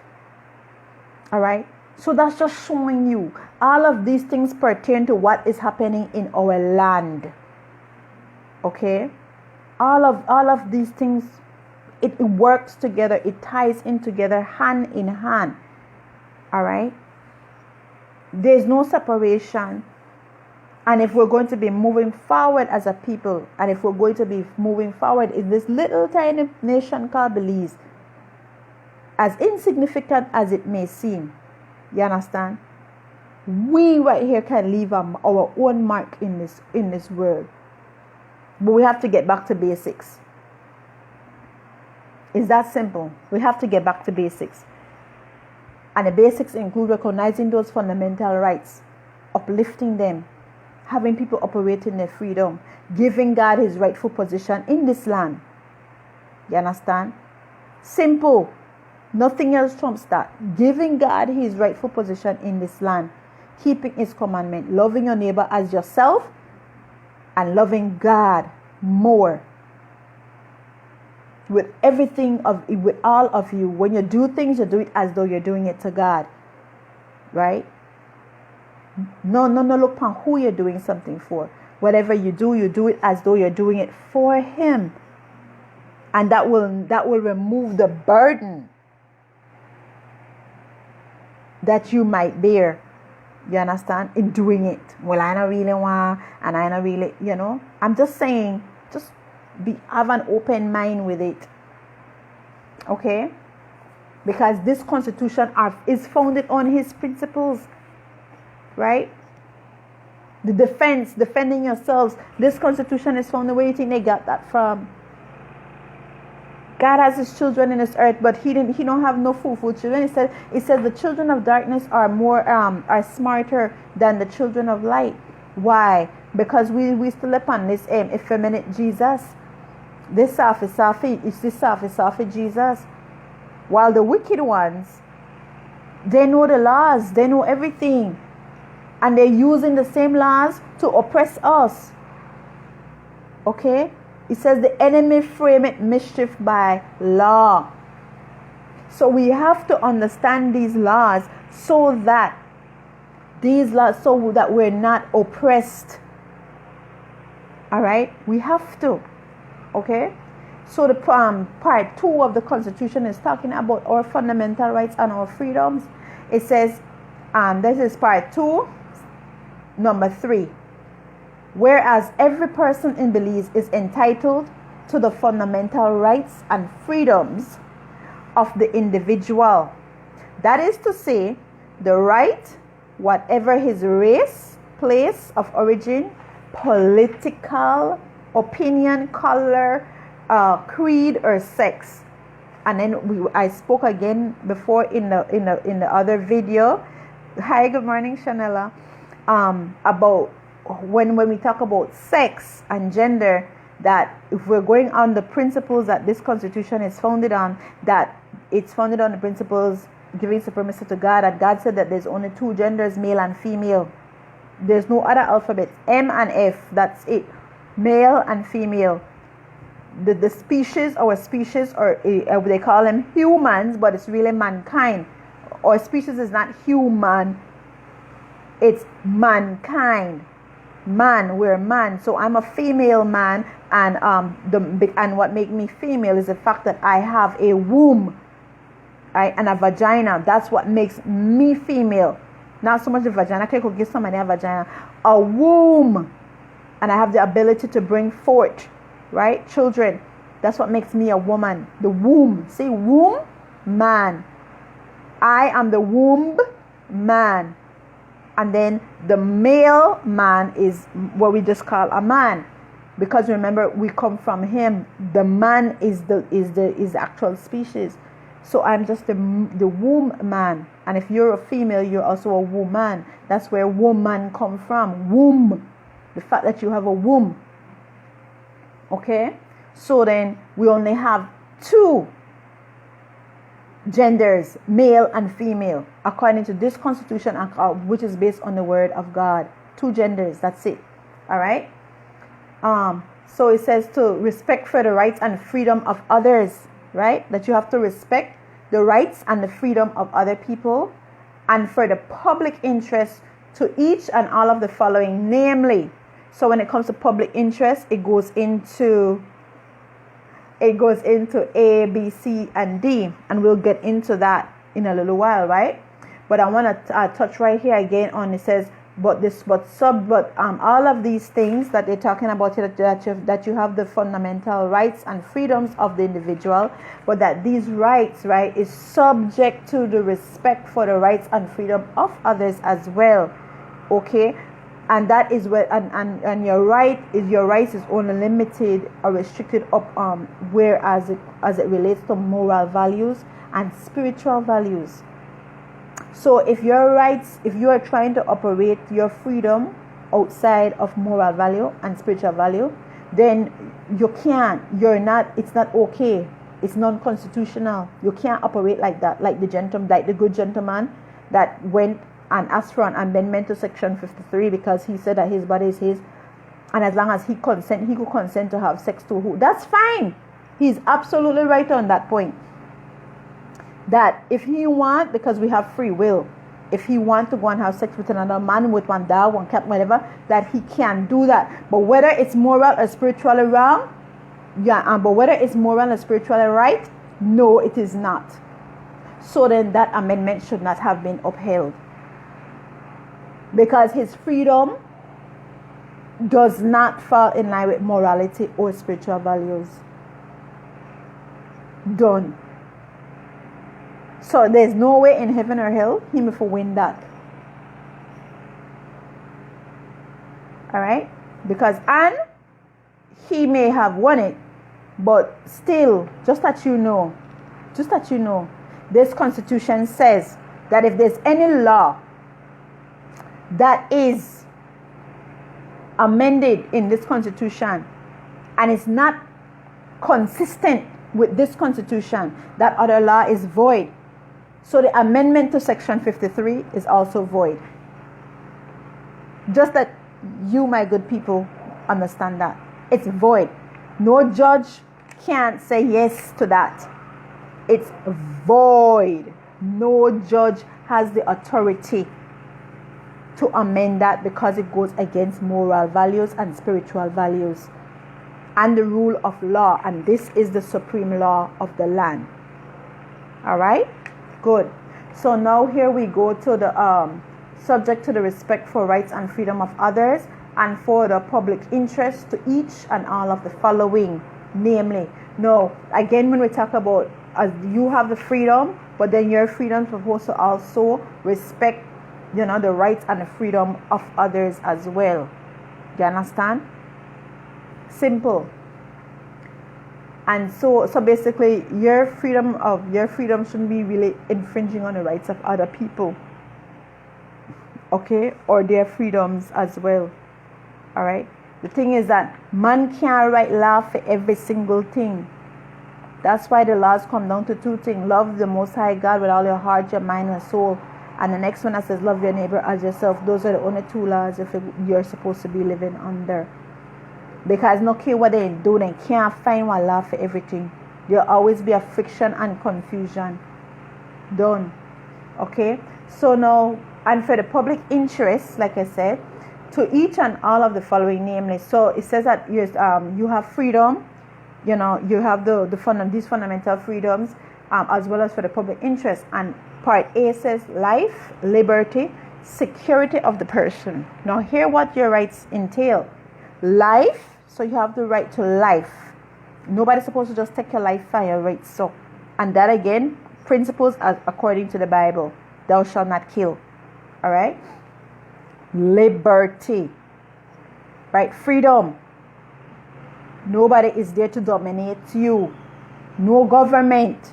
Government is there. Okay. Government is there to manage the affairs of the people and the resources of the people. Government is not there to manage the people. He didn't give us dominion over each other. He gave us dominion. God gave us dominion over everything in the earth, not each other. All right. Part 2, B of part 1 says, it goes on, security of the person and the protection of the law. All right. So you have protection under this law, and the same constitution also tells you, I think, in part 2 section, that there's remedies under this constitution too. So like if your rights is being violated, that you have a right to remedy. So people just can't go and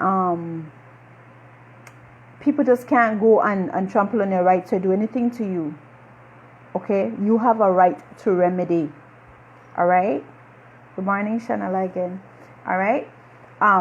In the event that your rights is being trampled on, you have a right to remedy. Period. They can't just do what they want. Freedom of conscience. Nobody can tell her what to think, how to think. Okay. Freedom of expression and of assembly and association. So you're able to associate and assemble wherever you want to. That's your freedom, right? You have the freedom for protection of your family. Protection for his family life. Okay? That's where we're going to differ when it comes to like the good gentleman was talking to me about the gun. No, baby. You have the right to protect your family. And if people got gun, you for have one too, for protect yourself and your family. Protection for his family life, his personal privacy. So you have protection on for your personal privacy as well. You know how much on a right just to violate every day? Do you know how many? The privacy of your home. You have privacy of your home. Yes, you can't just come kick down nobody's door. That's privacy. That's invasion of people. You come because you have reason to believe whatever. You come and you bring a warrant along with you, and you knock and you wait for people to allow you to come into their homes. You just can't come and walk into people's homes. Police.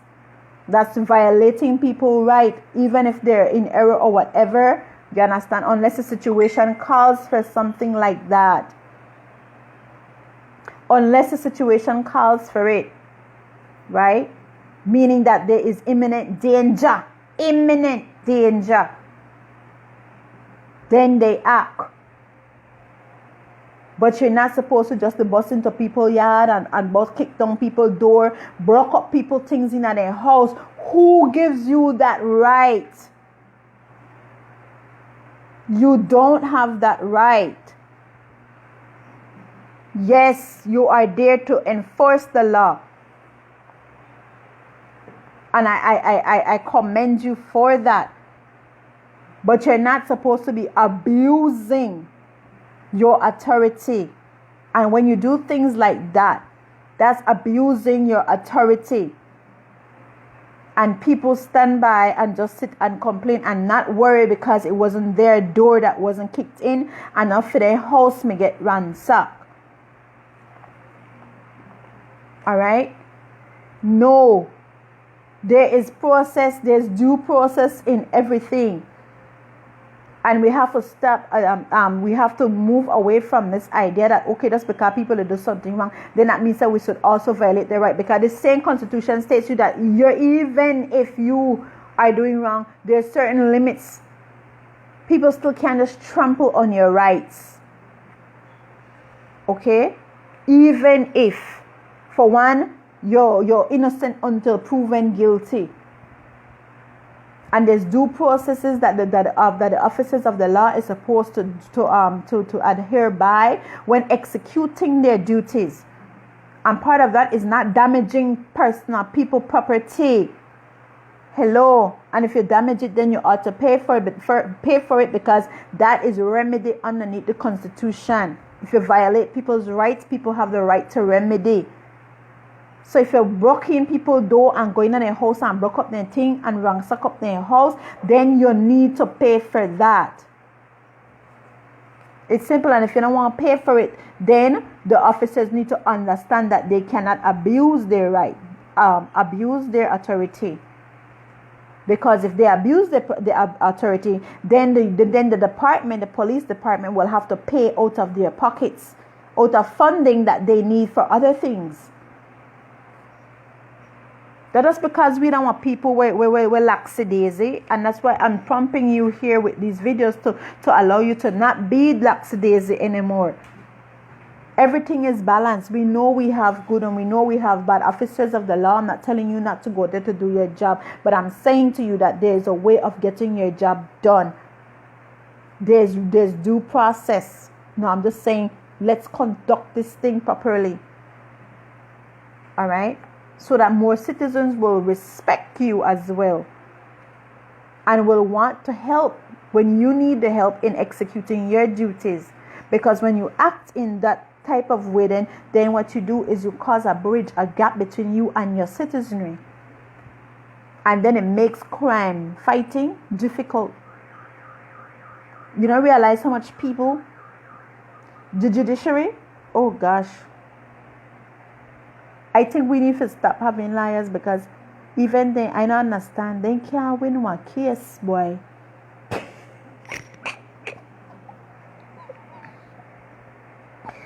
I don't understand how they can't win one case. I'm sure that there are probably even cases whereby there's somebody there that actually see everything, and yes, the weapons was in the hand and all of that, and they still can't win the case there.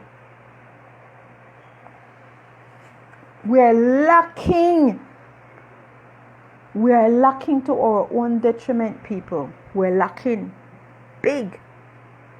And it's not for you to point finger and blame nobody. Start with you. That's why I'm doing this. Start with you. You understand your rights, then start abiding as a law-abiding citizen. That's the first thing. And start teaching your children to be law-abiding citizens. Right? Invite the Lord into your home. Start having your little prayer sessions with your children, covering them, Start with you. And then it will trickle down. All right? Protection of your family. You have that right. It's right here. Part 2. Section 3. Section C. Protection of your family. Your privacy. The privacy of your home. Other property. And recognition of your human dignity. That's what these fundamental rights and freedoms entail. And then section D says, part D of the same part 1 says protection from arbitrary deprivation of property. Arbitrary deprivation of property. That means the arbitrary would be in, like, when it comes to court. People pull out one, carry a court. That's arbitrary. Court proceedings, right? You have a protection, so you could carry somebody to try to deprive you of your property. You could take them to court in order to not do so. That is what arbitrary means. You have that right. That's part of your fundamental rights, right? It says the provisions of this part shall have effect for the purpose of affording protection to those rights and freedoms subject to such limitations of that protection as are contained in those provisions, being limitations designed to ensure that the enjoyments of the said rights and freedoms by any person does not prejudice the rights and freedoms of others or the public interest. Again, right? It's just creating a balance, saying that you have your fundamental rights and freedom, but so does other people, and that your rights, your freedoms and your rights should not infringe upon the rights of other people. Simple. Okay? Done. You have a right, I have a right. You see, the funny part about that part right there, so, Let's take, for example, and I know a lot of you can probably relate to this, right? And that's why I said it comes back down to understanding, right? And living together in unity, okay? You and your next door neighbor, you know, live close by one another, right? You play your music sometimes. The neighbor play the music sometimes, right? Or whatever. People, you know, our people, we love to play our music loud, you know. Now we're into this era now where I hear people that say, oh, I don't want to hear that loud music, or people are calling the police on other people because their music is too loud, and, you know, or they want them to shut down. All of these things come from selfishness, you know. You see, this says that you're not supposed to infringe on the rights of other people, and it's true, because if you to play your music loud and the next person don't want to hear, then basically you're infringing on a person's right. But then the person when don't want to hear, just follow me and make sense along with me. But then the person when don't want to hear your loud music is also infringing on your right to play your music how you want. You see what I'm saying? That's when I get too much into man law. Sometimes you have, in life, you just have to learn to give and take. That's why the same Bible tells you that you're not supposed to build houses close to one another. They're not supposed to be close to one another, because then you're allowing people to operate in their freedoms and not infringe on the rights of other people. If people live 1 whole acre apart or whatever, they play Mali music over here, how that can disturb you over there, you the next acre down so. But if you have people live together and pack up like sardines, then this is going to be the outcome. And how do you come and tell me now that I must turn down my music because I didn't infringe on the right of the other person? Well, that other person is also infringing on my rights because I want to hear my music. How do you solve that? And that's a simple illustration, right? Simple. That's all. We're supposed to live together and with understanding. Unity and understanding. Simple. You know we live close together. So if we pinch up sometime over in the other person's house, you'll be able to hear it. So why you want to call police on somebody because they play for their music loud? Considering the vicinity of how close the places are. I lived somewhere like that before. You understand? I lived somewhere like that. I couldn't stand the noise. You know what I did? I moved. I no call police on the people name. Because that's their right. If they want to listen to their music, if they want to turn it up decibels, that's their right. And that's what people need to understand. If you have a problem with that, then you remove yourself from the situation. Because then you're looking at, well, I don't want to hear it. But then who are you? Are you saying that you're more deserving than that other person then? So your right is more important than that other person? I'm asking you now. Think about it. Is your right more important because you don't want to hear it, so they must turn down for anything? No. That's where we're supposed to learn to live together in unity. You can go nicely and ask, maybe I go through something, maybe you want to be sick, you have a headache or something, then okay, you can go and you talk to your neighbor politely and ask them to. But then you can't go over there and thinking that, well, they have to turn it down because you don't like hear it. Or like for the people in a Placentia, well, we move here and we're spending our monies and we have our big buildings and we don't want certain things no more. You come meet people, they bash the Placentia around Easter. So what is it? And this is what I want you to start understanding, my people. Stop make people infringement for own rights. Because yes, they have rights, but you also have your right. All that is missing is mediation. Simple. And that is something that you can do amongst yourself. You don't need to include one police. Because you have right, that person have right. If you understood what I said just now.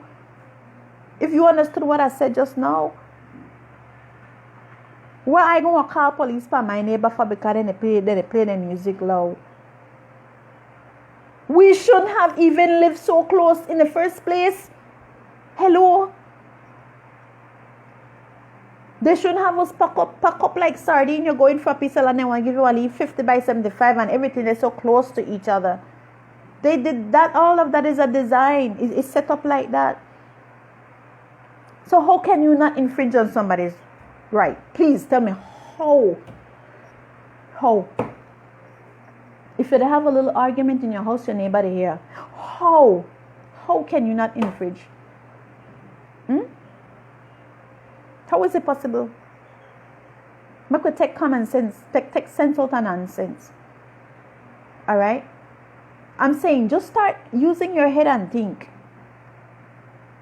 Stop being confirmed to things that people just come up with. They come up with all these burdens and they put it on our shoulders, and they themselves can't take it. Okay? It's simple. If you want certain things to happen, you start to do what I call zoning. Alright? We want to create this neighborhood here. But in this neighborhood here, so you come up with start do neighborhood community guidelines and rules. So people who know, everybody is in agreement with what goes on in their community. That is the way that you do these things, man. You know, can't go act like no bully pan people. I walk out tell people, well, that just noise pollution and that for them developed countries. Not bring that here. Allow our people to move freely. If they want to listen to their music, you don't know what they're going through. Okay? And that music might be doing something for them. I'm just saying that is this selfish mentality that has taken over this country. Don't bring that international crap here. Alright? Allow our people to live and they are already lacking. So don't try to take away nothing more funny. If they want to play their music, let them make them play their music. Simple. Everything is understanding. Maybe you just somebody will play music every single day, right? Just sometimes just consider that your neighbor the next door or whatever, you know, or you'll have a sit down and talk with your neighbors. For the ones that do talk to their neighbors, because it seems to me now that people don't even talk to their neighbors. I don't even know how we came to this. When did we come to that? All right? And if you have that little communication with your neighbors or whatever the case may be, people know worry, because sometimes the music might be soothing them too, you know. And for those that are playing your music, when they talk about all in degrading music, you know, if you want to hear your degrading music, then you turn it down for make you want to hear that, because that's the next thing I don't agree with, you know. But then again, who am I? That's me not agree. That me not want to hear that, right? So then I move. People say, what, me never me and move. Then we have to continue to call police to the people every 5 minutes when they play their music, if that's what they like to do. No, that's wrong. You're infringing on their rights. Okay, that's why I said we're supposed to live in spaces, you know, so people can operate the way how they want. You can't blame another person for that or penalize them for that. That's what I'm saying. When you read with understanding, then you're starting to get the sense of what is really going on, and we have to start acting accordingly. All right, and stop causing people to cause us to friction amongst ourselves. That's simple, basic understanding. Give people land or build houses that people have space. And they can't put nothing so close together. And then you want to talk about, you can't do this and you can't. Look at what I'm saying to you, my people. Understand what I'm saying to you. That's wickedness. Because you know, I might like something, the next person might not like it.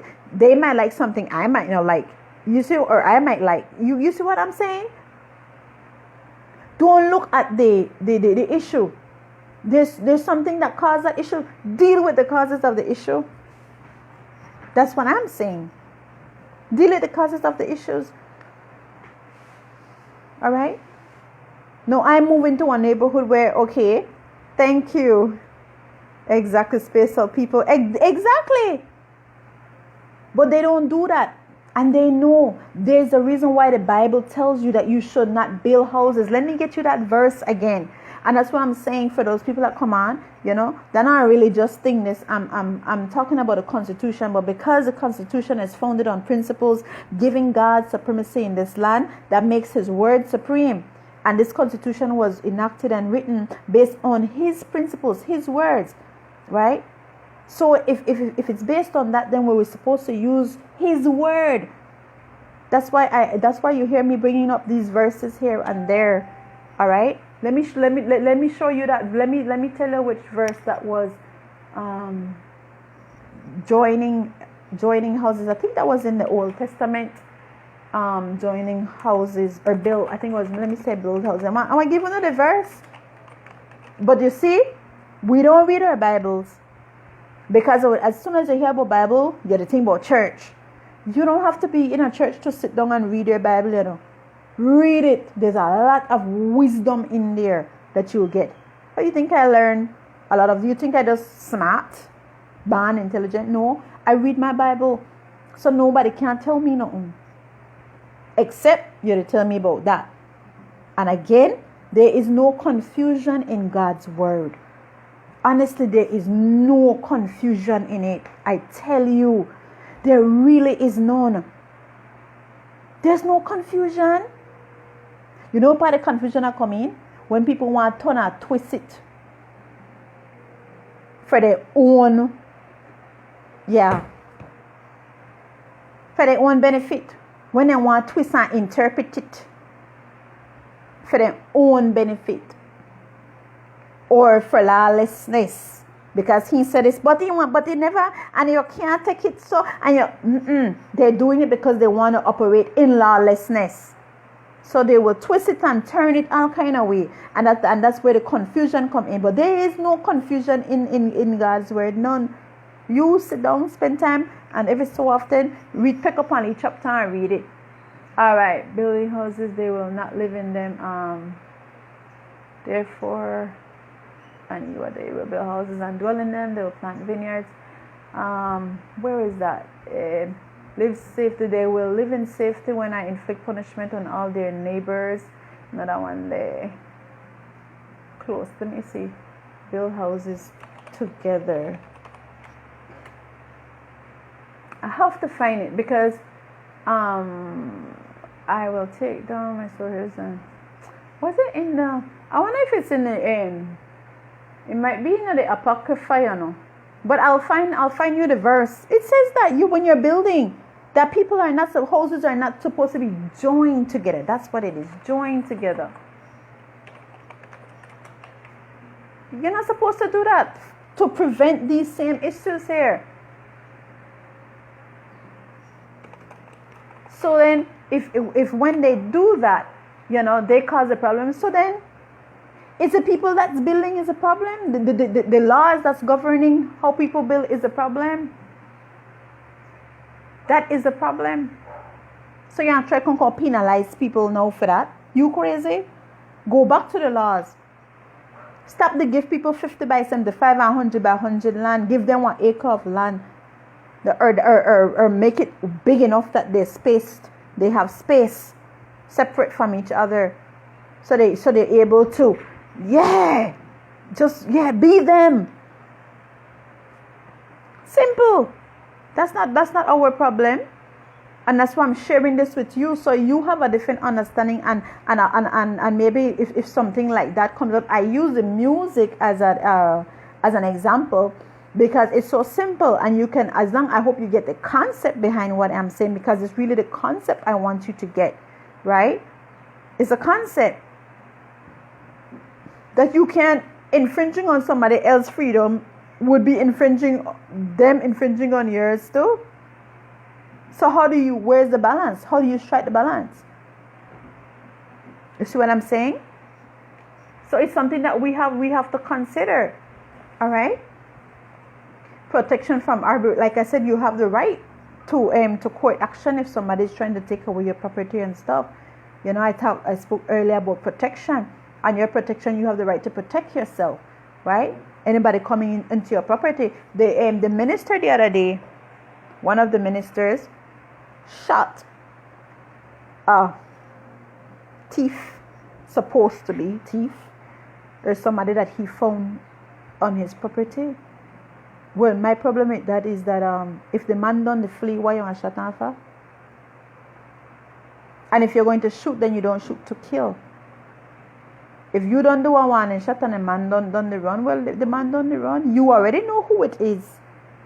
You know who this person is. It's not like this person was a stranger to him. He know who the person was. So why, if you want to shoot him and then you're going to kill him, no, you need to be held accountable for that life. And manslaughter, I want to say murder, but because then that's intent. If the man done the flee, why would you still, I mean, it can't run dead.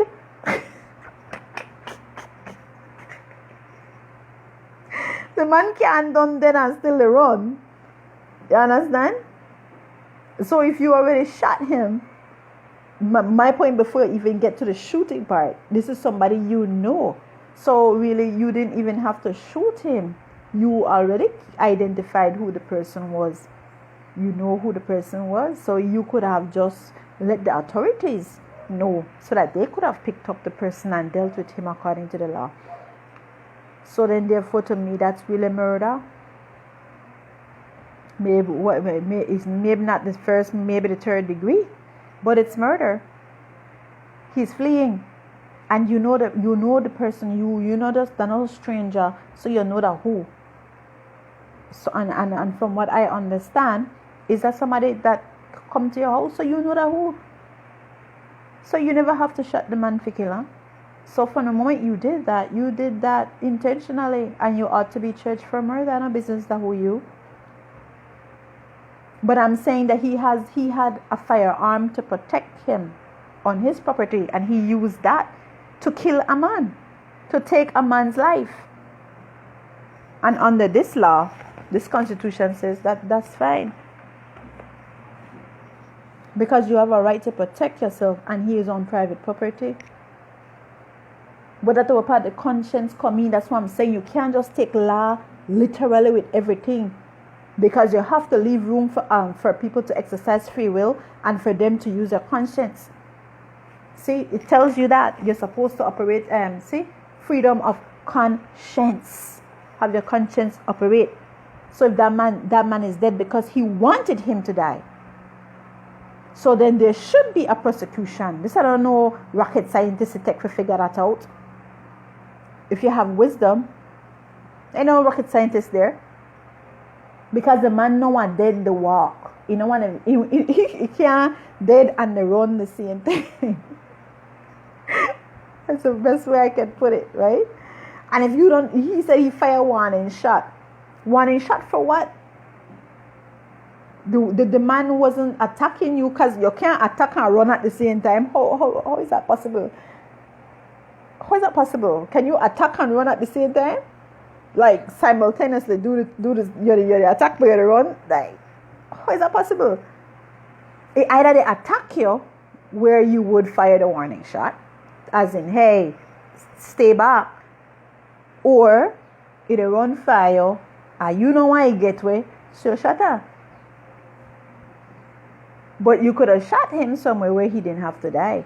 You could have shot him in a foot.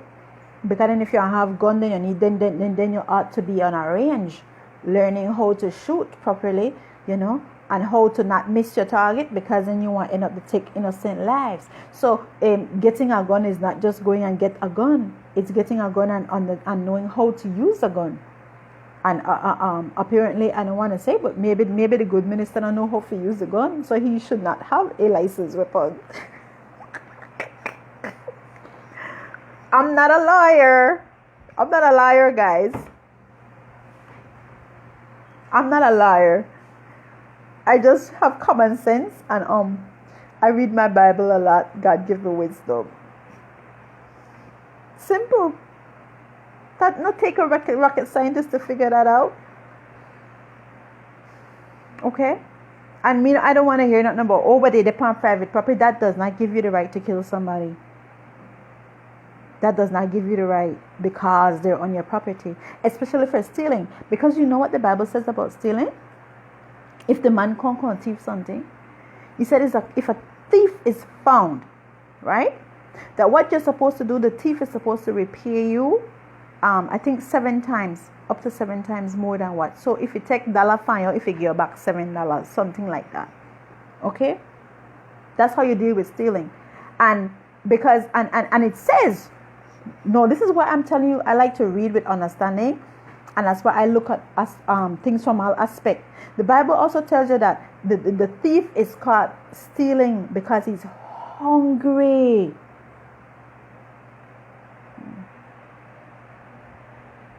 So what is that telling you?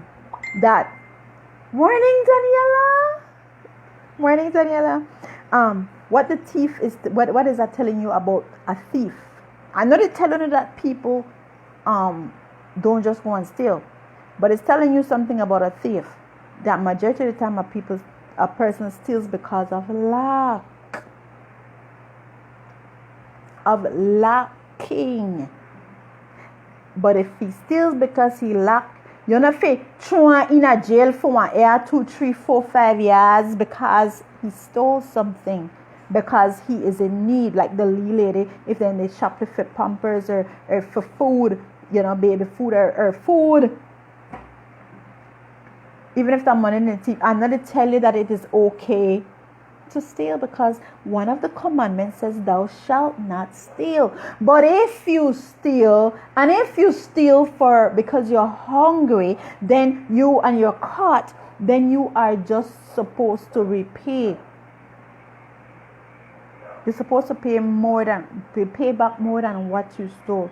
It never said take them and fling them in the jail. I think that's wicked. Very, very, very wicked. Now, if you have people who are seasoned thief, meaning that what they do for a living, then you deal with that differently. Burglars, because you have people that are seasoned thief, they're burglars. That's what they do for a living. All right? No, that's a choice. But we're not talking about those folks that steals for choice. We're talking about the people that steals because of lack, because they have a need. All right, people not just thief just like that. Okay, simple. So that's just something for you to think about. All right, and kind of open your mind a little bit more toward people when they steal, and stop allowing these laws that will put them in jail for 1 year, 2 years, 3 years, 5 years, my God, for stealing. No, man, you know what you would do, this is why I'm saying that this one system that needs serious attention. Do you know what you would do? You know what would be the penalty? What can be the penalty for people like that? Community service, man. Make them work. Not go put them in a jail. I don't know why my nose always itch. I buy into Satan. Not go put them in a jail. Give them work for do. For make them repair. Give them work for do. That's the thing I can't understand. Putting them in jail is not going to remedy the situation. All would that do? That make the people that will run Colby or Colby Foundation rich. That doesn't help anything. That doesn't change the situation of that person. Matter of fact, it actually adds to his deterioration, his further deterioration. Okay? Make them do something. Give them work for do. Lot of things about you for do. Give them work for do. Yes. Simple. Instead of go and throw them in a jail. That's a sin. It's a sin. Seriously. No, we talk about how the people then will come thief now and they take people's life. You understand? But there's a reason why that happens too. You think they want to know you got gun and they come after you They want to think twice, but because they know that most of our citizens are defenseless. Yes. They know our citizens are defenseless majority. How much I wanna have one gun? Huh? That's why in a way, how the young men, they're getting their guns and stuff like that. They're getting it illegally. But then it shouldn't be that they have to get a gun illegally. Because then it will be easier for the police to even trace the gun if they allow them to just get one gun. Come in, make the application, make it easy for people to get access to one gun. Simple. The authorities will have all the information regarding the weapon. So if it is being used in any crime, they know exactly what part to go for it or who to go. It was your gun that was used, blah, blah, blah, blah, blah. That's how you want to counteract that issue there. Bad man, you don't think they're coward today? You don't think they're coward too? They want to think twice before they come to your house or before they come to you because they know you strapped too. Simple. Will it prevent them? No, because in life, nothing will go how we want it to. And that's the next thing I want you guys to understand. There's nothing we can do about certain things in this earth because everything has to have a balance. You don't want to eradicate that, but it will alleviate it. It will alleviate it. You see? And when we see people coming to shoot and they shut up other people, instead of just sit down and watch, you have your weapon point, you shoot up there now. So now if you have good citizens protecting other people when they see that happening, you think they actually want just so freely come up, pick up for them going, boy, we're going for that one over there, or you do whatever with such and such and such and such people, or we don't know, oh boy, a lot of people there, we don't know who stopped, so what? You think they would do that? You know what that would cause them to do? Strategically go back to the table and try to figure out one other way how they could get to that person there. And a lot of innocent people are not going to be losing their lives as what we're having right now. Just think about what I said. Makes a whole lot of sense, don't it? They'll think twice about that. Under this constitution, you have a right to protect yourself. And it is your constitutional right to own a gun. A gun is not a bad thing to have. You have a lot of ranges about this place here at Belize. Okay? You go and you apply for a gun, you get your legal gun, you have a licensed weapon for your home. You keep your gun somewhere safe, or if you have children and stuff. And me, I would even go as far as to start teach the youths them how to operate a gun because they need to understand how to protect themselves. I am so sorry. And that's one thing that I like about America. You understand? You can own a gun. Children, it doesn't matter. You can own, well, you have to be over the age, of course. But I'm just saying that you can go on your range and you learn how to shoot and all of that. That's why they can't really do as what they want with Americans, because they know that most of America is strapped. Majority of the people in America have their weapons to protect themselves. And I noticed that about one or so somebody has so much, they have a collection of weapons to protect themselves. People in Canada have weapons to protect themselves. Do you hear gun violence is so in Canada? No, it's not guns that kill people. It's people that kill people. If they want to kill them, they'll kill them. There's nothing you can do about it. Whether you give them gun or no gun, they'll find a way. You understand? It's simple. And I want to encourage people on that. Stop looking at gun as a bad thing.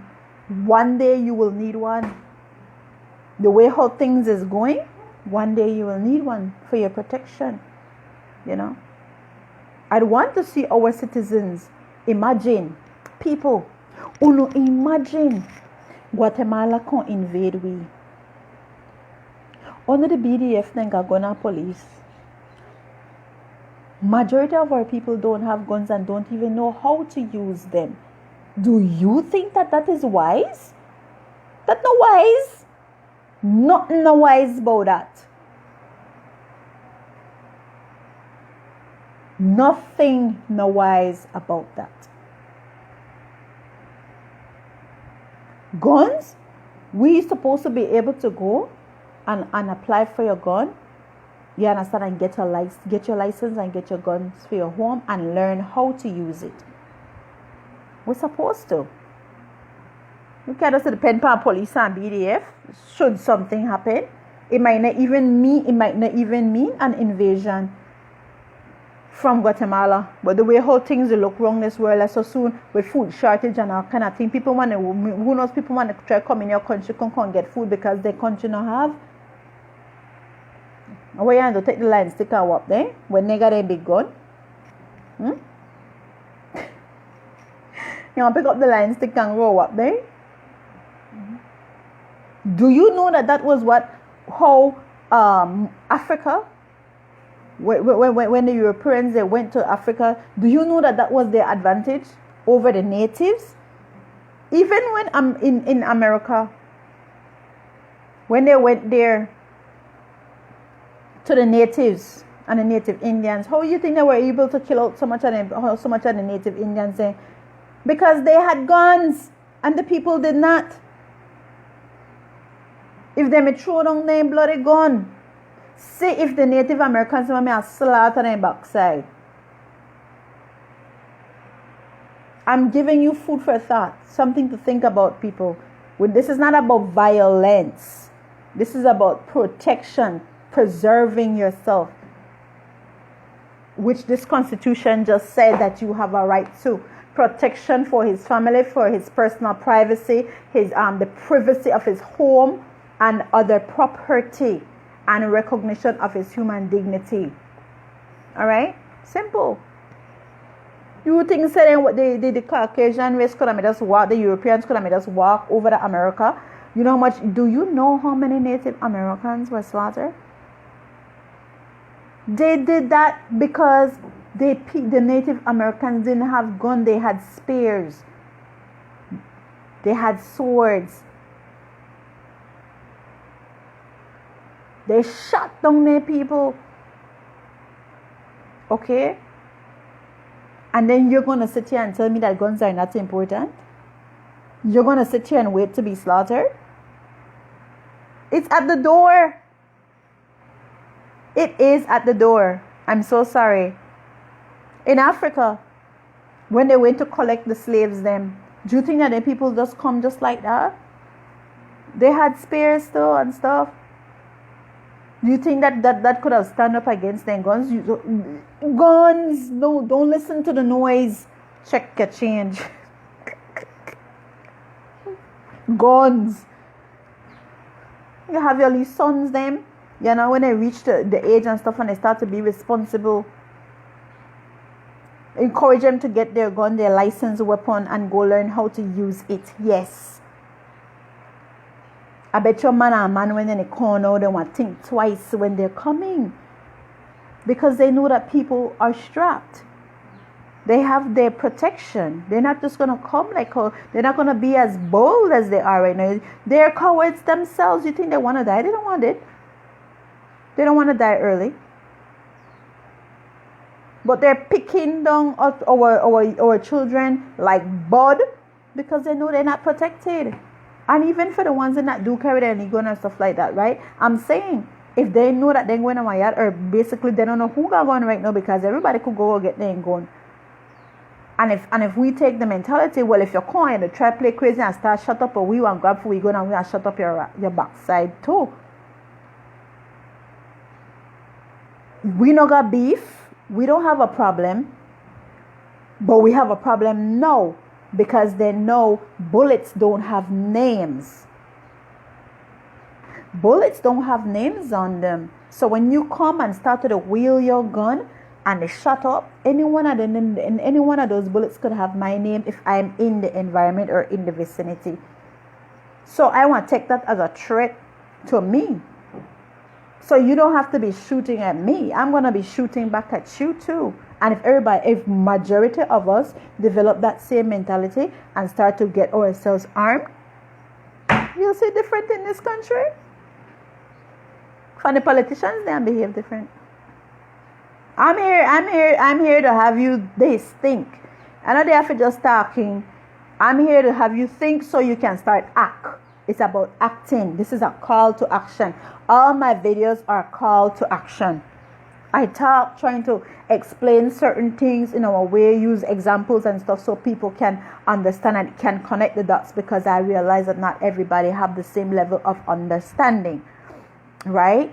So that's why I do this, and why the videos can be lengthy, because I try to take my time and bring in different examples, so that all people can really get it. But my videos are call to action. No more sleepy, lackadaisy, comfortable, and I alright.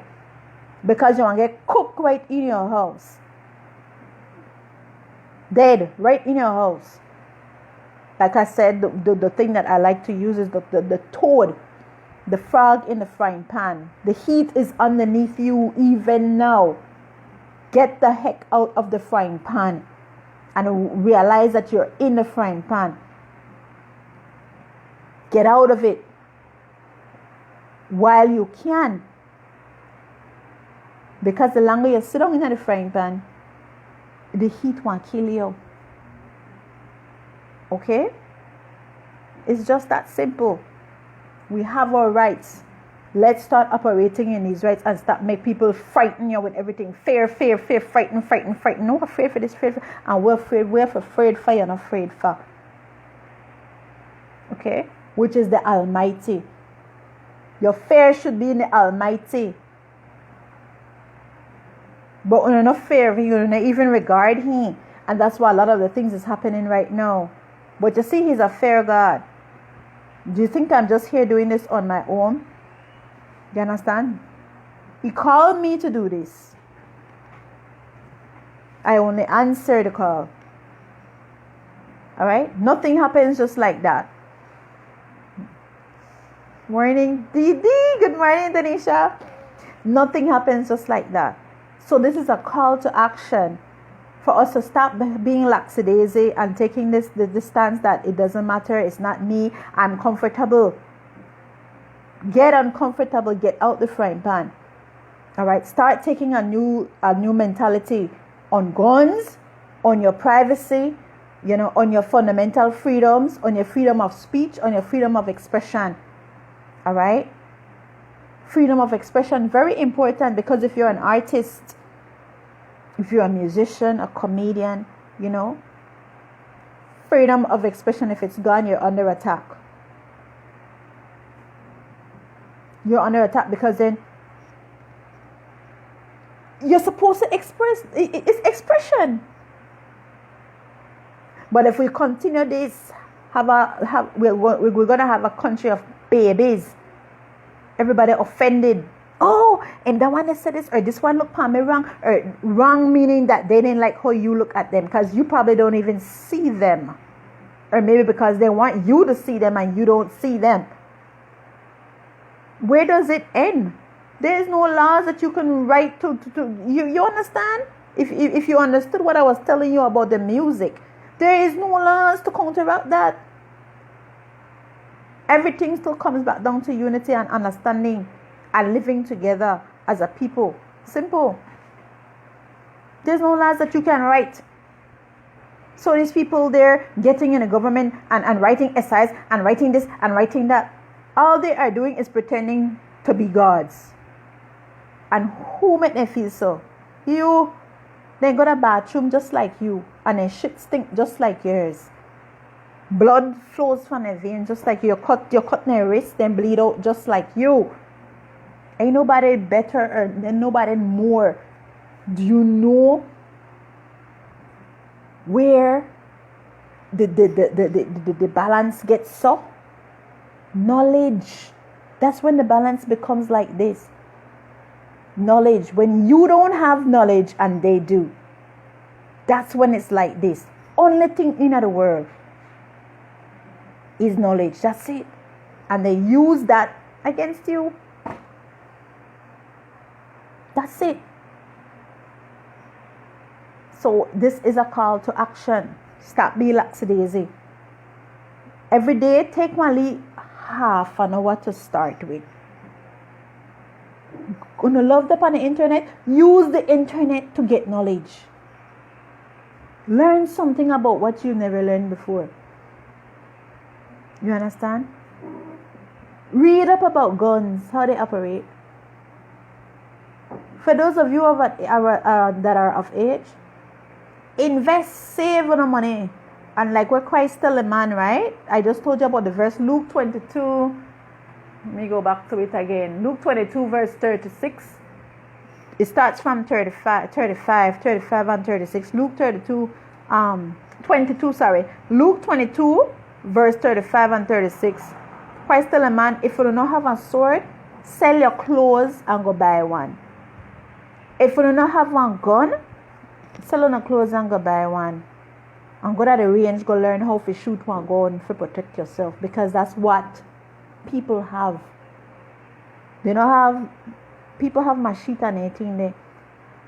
But majority of people have been oppressed and taken over because they do not have guns. The oppressor had the gun. And that's how they were able to take over civilizations, with a gun. The same gun where they tell you, oh, surrender on a gun. Surrender on a gun, yes, so you can be slaughtered with fideng gun. It's not my words, my people. Check history. Go back and check history. The Native Americans were slaughtered by guns. African slaves were captured with guns. And guns were offered to Africans to sell their people. It was used as a trade, as a means of trade. They gave them guns, they gave them slaves. Guns. I'm dealing with reality, and I need you to start operating in reality. All right? You young men, young people, because of the young people name that's listening. Okay? When you reach of age, go learn how to shoot a gun. There's nothing wrong with that. And eventually get one. Alright? To protect yourself. You hear what I say? For protection. It's simple. That's not going to cause no havoc in our land. It's going to decrease it. Because they're going to think twice before they come and shoot up innocent peoples. Because they know people have a gun. And for the ones them, you understand, like, oh, but too much gun at the no, the police will be able to track guns if they're being used illegally, or to kill people. You understand? They will know, okay, this gun is registered to such and such and such and such a person. And it will help their efforts. I don't get it. But the reason why they will always talk about gun this and gun this and gun that, because they don't want you to have a gun. It makes, when the GSU then come in at people's house, you know, think if they know that the other people got gun in here, they come better. Licensed weapon, you can just come pull up in people's house and broke down their door, stamp down their door, and come in at the people in house and broke up thing. But they can do that because they got a gun and you don't. And they have the knowledge and understanding and you don't. Because you're too busy on social media, Instagram and Snapchat. They talk about nonsense. They post up selfie. While your children are at risk. While your grandchildren, the future generations, are at risk. That's what you to do. Or to find out who pum tight and who turn up fan, who not turn up. That's the knowledge where you have. Like that will protect you from anything. That ain't protecting you from nothing. And it's making you right in the way where they want you to be, without no knowledge or understanding. Okay? So I'm just saying the responsibility is on you. It's on you. God created us. He created us. He put us in this land. He gave us dominion of this land, not over each other. Nobody's supposed to be dominating anybody. All right? We're supposed to operate in that freedom that He has given to us to move freely anywhere where we want to go, when we want to go, to protect ourselves, because He gives us wisdom. So for you people who thought that Christ was just this easygoing person, that lamb died on the cross, on the tree in Calvary. That was the lamb, the innocent little lamb. And when he knew he was about to die, the lion started to come out. And He told His disciples, if you don't have a sword, go and buy one. You see, that's reading with understanding. Why would He tell them to go buy a sword if He's telling you to turn your other cheek at the same time? And slaves, obey your masters. He's telling you that there'll come a time you have to defend yourselves. And because He loves you and He wants to see you live, He doesn't want your life to cut short before the time. Because we all have our time frame when we're supposed to be in this earth. But some lives are being cut short. A lot of lives are being cut short. Going to the graves way too early. Okay? By violence. Okay? By disobedience. By rebellion. Because rebelliousness carried to the grave too. When you start being rebellious, that's what poverty is. Poverty is also a chastisement tool. Again, I spoke about that in one of the other videos, where I show that poverty is not going anywhere. So when you hear people talking about they eradicate poverty and hunger and all of that, that's not going anywhere. That's there to create balance. So you will have you that is being blessed with stuff that you can go and share with these people. Because God has given you freely, you are to share. So you are supposed to reach out to the poor. But instead, we have a society that looks down on the poor. That makes it a crime to be poor. Okay? And penalizes the poor. Right now, $5,000 because you don't got our mask. Are you mad, sick, and the joke? And all of you because you're afraid for corona. I want to say something.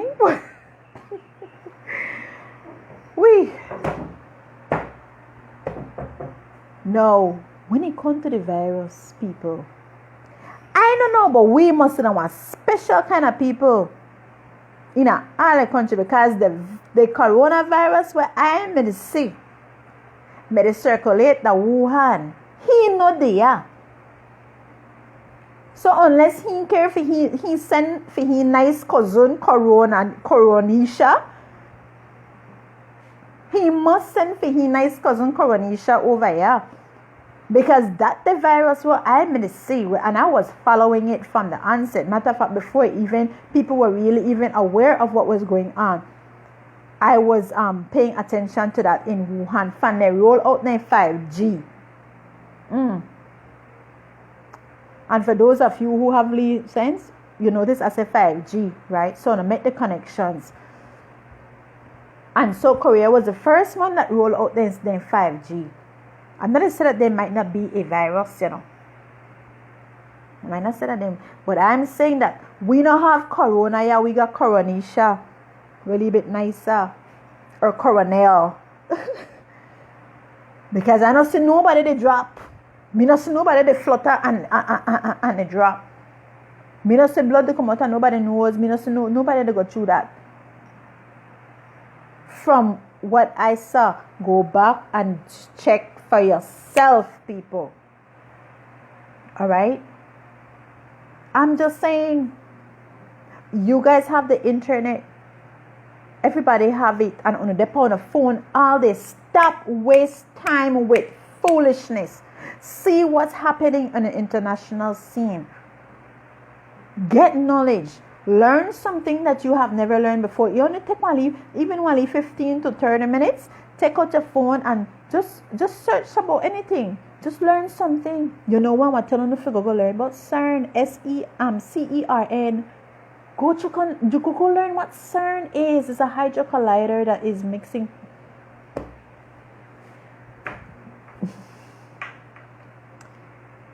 Go search up CERN, people. CERN. A hydro collider. They have a lot of videos on YouTube that tells you about it. But furthermore, it's a real place. I think there's one in Switzerland. They're supposed to have two different spots. But in any which way, and I don't tell you, go search for yourself. Go find out what CERN is. CERN. CERN. And then while you look up about CERN, we're going to go check out Agenda 21. Right? And then the agenda, you hear how much thing they give now? But you can still dip on social media, they click. But you can still do that if that makes you feel good. If you need other people's validation to make you feel good, you can still do all of that. But take only 15 minutes, a little half an hour such out of your time, and go look up other things that actually is shaping your life right now, shaping the lives of the future generations right now, that is trying to make us into slaves, that is trying to make us into a dominated society, whereby we are going to be controlled in every aspect of our lives. Go look and stop act like you got head and brains. I'm not gonna brain function for something. And I'm saying this and sharing all of this because I love you. For people that I don't know, that are looking on watching this video, I don't know you, but I love you because you're a human being. And I might not know you personally, but what I do affects you, and what you do affects me. So I love you. And that's why it's my responsibility to get you to start thinking. All right? And there's a lot of things going on that we need to be mindful of. And a lot of the things that's going on is around taking away our constitutional rights. Okay? Good morning, Miss Bailey.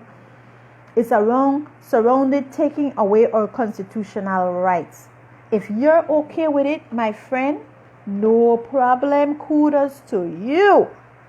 But me, Elizabeth, Tina, I operate in my freedom. And I understand my freedom. And no man will come dance jankun around me when it comes to my freedom. Okay? And I want you to take that same stand. That same stance. You don't have to. If you don't mind not being able to go do a little karaoke when you're ready for the karaoke lovers, as you can see right now. If you don't mind that you can go do your little dancing. Oh, I love dancing. That's one of my favorite pastimes. Aside from traveling, I love dancing. You know, I get high off of music. I don't need to drink or anything. I just go to a club and the music is good. I gone for myself. All right? Not being able to go to a little club and sit down there and dance the night away. You and your friends, whether they're girls, guys, hanging out, whatever the case may be. All of that has to do with your freedom. Whether you're acting responsibly or irresponsibly, all of that still has to do with your freedom. You have a right to operate how you want. No, and your actions come with a consequence. Simple. But it's still the fact that you have that right to operate how you want. So I'm saying, if you guys are okay with that, going through the window, okay, that's fine. No problem. If you guys are okay with the fact that you probably might not have food, you understand? Okay, no problem. That's fine. But I am not okay with it. And because I see what's going on and you're not really paying attention, that's why I'm here, calling you to action. Call to action. This is an attack show. This is a call to action. Rise so we could vibe. Rise. Rising, when you're rising, you're not there yet again. You're there. Move up. Rise and vibe. That's why I call my little discussion Rise and Vibes. Right? Rise and vibe. We're going to rise, and while we're rising, we're vibing. This is not stand up and wake up. You guys are already up. You see the ills. You know what's going on. Nobody need to tell you. Nobody no need to tell you that PUP and UDP married to one another. Nobody have to tell you that from 1981 up until now that our country has been abused, assets, everything, and that it's the same people that's running those half of those now, 1 and 6 of those 6 or 1 and half of those not the other. Nobody needs to tell you that. You see the problem. So it's time to rise. I am doing something by offering myself as an independent candidate to rock the boat, right? Like where they say, one monkey wrench. All right. So if I'm given that opportunity, I'll be the monkey wrench. You know, and people say, you come in like bad Spanish station. I want to be the bad Spanish station when come in. Should I be given that opportunity to be the area representative for Freetown? I want to come in with the monkey wrench. Well, you just can't show a big monkey wrench in my plan. Yes, I can be your monkey wrench. Because this is not about money for me. Because me no worship vanity. For everybody will know me, I'm not a vanity person. And that's probably why God always bless me. I'm a kind person. For those of you who knows me, you know, if I have something and people need, I want to give. I learned that from my father. So that's why I always have. A majority of the time I find myself, I do not care how bad things may seem to be or whatever, something always comes true. But because God's word is true, when he says that when you give to the poor, it's as if you're lending, that you're lending to God. So he owes you. And when that time comes for when that time comes, because in the Bible it also tells you that there's a time for everything. So today you'll be up and everything will go good, right? And in a few seconds later, things could be going bad. So the things that you lend to God will cover you in those times when things aren't going so good. You'll find that he sends people in to bless you, or that things just work out, even though it's not going, it's not all lavish or whatever, but yet things that happen all through this COVID season. Praise God, I never get no $75 or $150 or whatever. I didn't get nobody bring no groceries to my house. Nobody no bring nothing. And I didn't ask either, because I don't think I'm supposed to have to ask. And for you people who are registered voters of Freetown, these are some of the things that I'm talking about, right? In Freetown, just as in other constituencies, the houses, they're not invisible. So you could count each household, this stuff. How much house step on this street? 1, 2, 3, 4, 5, 6, 7. Okay, so we have for 13 and 7 houses here. Simple. Because houses can move and they're not invisible. Alright? But this mindset of only helping people or giving to people because they support you or you're political, that's what I'm attacking. That is my attack. That is why I'm doing this. Because it needs to stop. Because everybody contributes to this economy. Everybody. People will vote, people will not vote, people will have PUP, UDP, NIP, no P, whatever, PPP, it no matter. Everybody contributes to the economy because everybody pay tax. Some people, yes, pay more than others, but yes, we pay tax. And I'm glad in a way that I'm doing Freetown, because Freetown has a lot of what people would have called middle class people, working people that bears majority of the tax burdens them in this country. All right. Yes, you bear the middle class people bear majority of the tax burdens in the country, along with the poor. Seriously. And so you don't have no time for your picnic, your family, and whatever the case may be. Some people work so hard, and if they don't, because their mortgage going, their car going, their big house going, so the people that are poor or don't have it like that, you understand? I always say that the men's mindset need to change, because you know what God showed me? God showed me that the people then when they live in the Lee house, they when I have no light for pay, water for pay, they are the blessed ones, because all they have to worry about is their food. And so if everybody could, if everybody or majority of our people can get land, you understand, that would cut out the first need, which is your shelter. Because you would want somewhere to lay your head. After you have somewhere to lay your head, you just have to worry about your food. Some people on top of the people over there, they're lazy, they're this and that. They didn't live life. They're living up. All they have to worry is about their food. Whatever money they get, they could go afford to go do hair. They could afford to go do nails. I'm not into that. Even if I had the money, I'm not really into all of that crap. That fake shit, that fake stuff I'm not into. Right? Yeah, before I used to wear, I used to like do it because it was so convenient or everything, but it left me with my hair. Alright? If I want to go fix it to my leaves, flatten or whatever, yeah, that's fine. But I'm not into that, because that's another thing, and I'm going to do a video on that right there. Right? Then nails thing, I'm not into that, none at all. Okay? But that's me. That's me. And you're right. If you're into that, that's fine. That is what democracy and fundamental freedom is all about. What I may like, you may not like. Simple. But I don't want to bash you down because you like it and I don't like it. Or you're not supposed to bash me down because I don't like it. It's simple. That's where respect comes in. Simple. Okay? But the people that are living like that are in a better condition. No, whether they're nasty or a different thing, because I didn't grow up with gold spoon in my mouth. My grandmother worked very hard.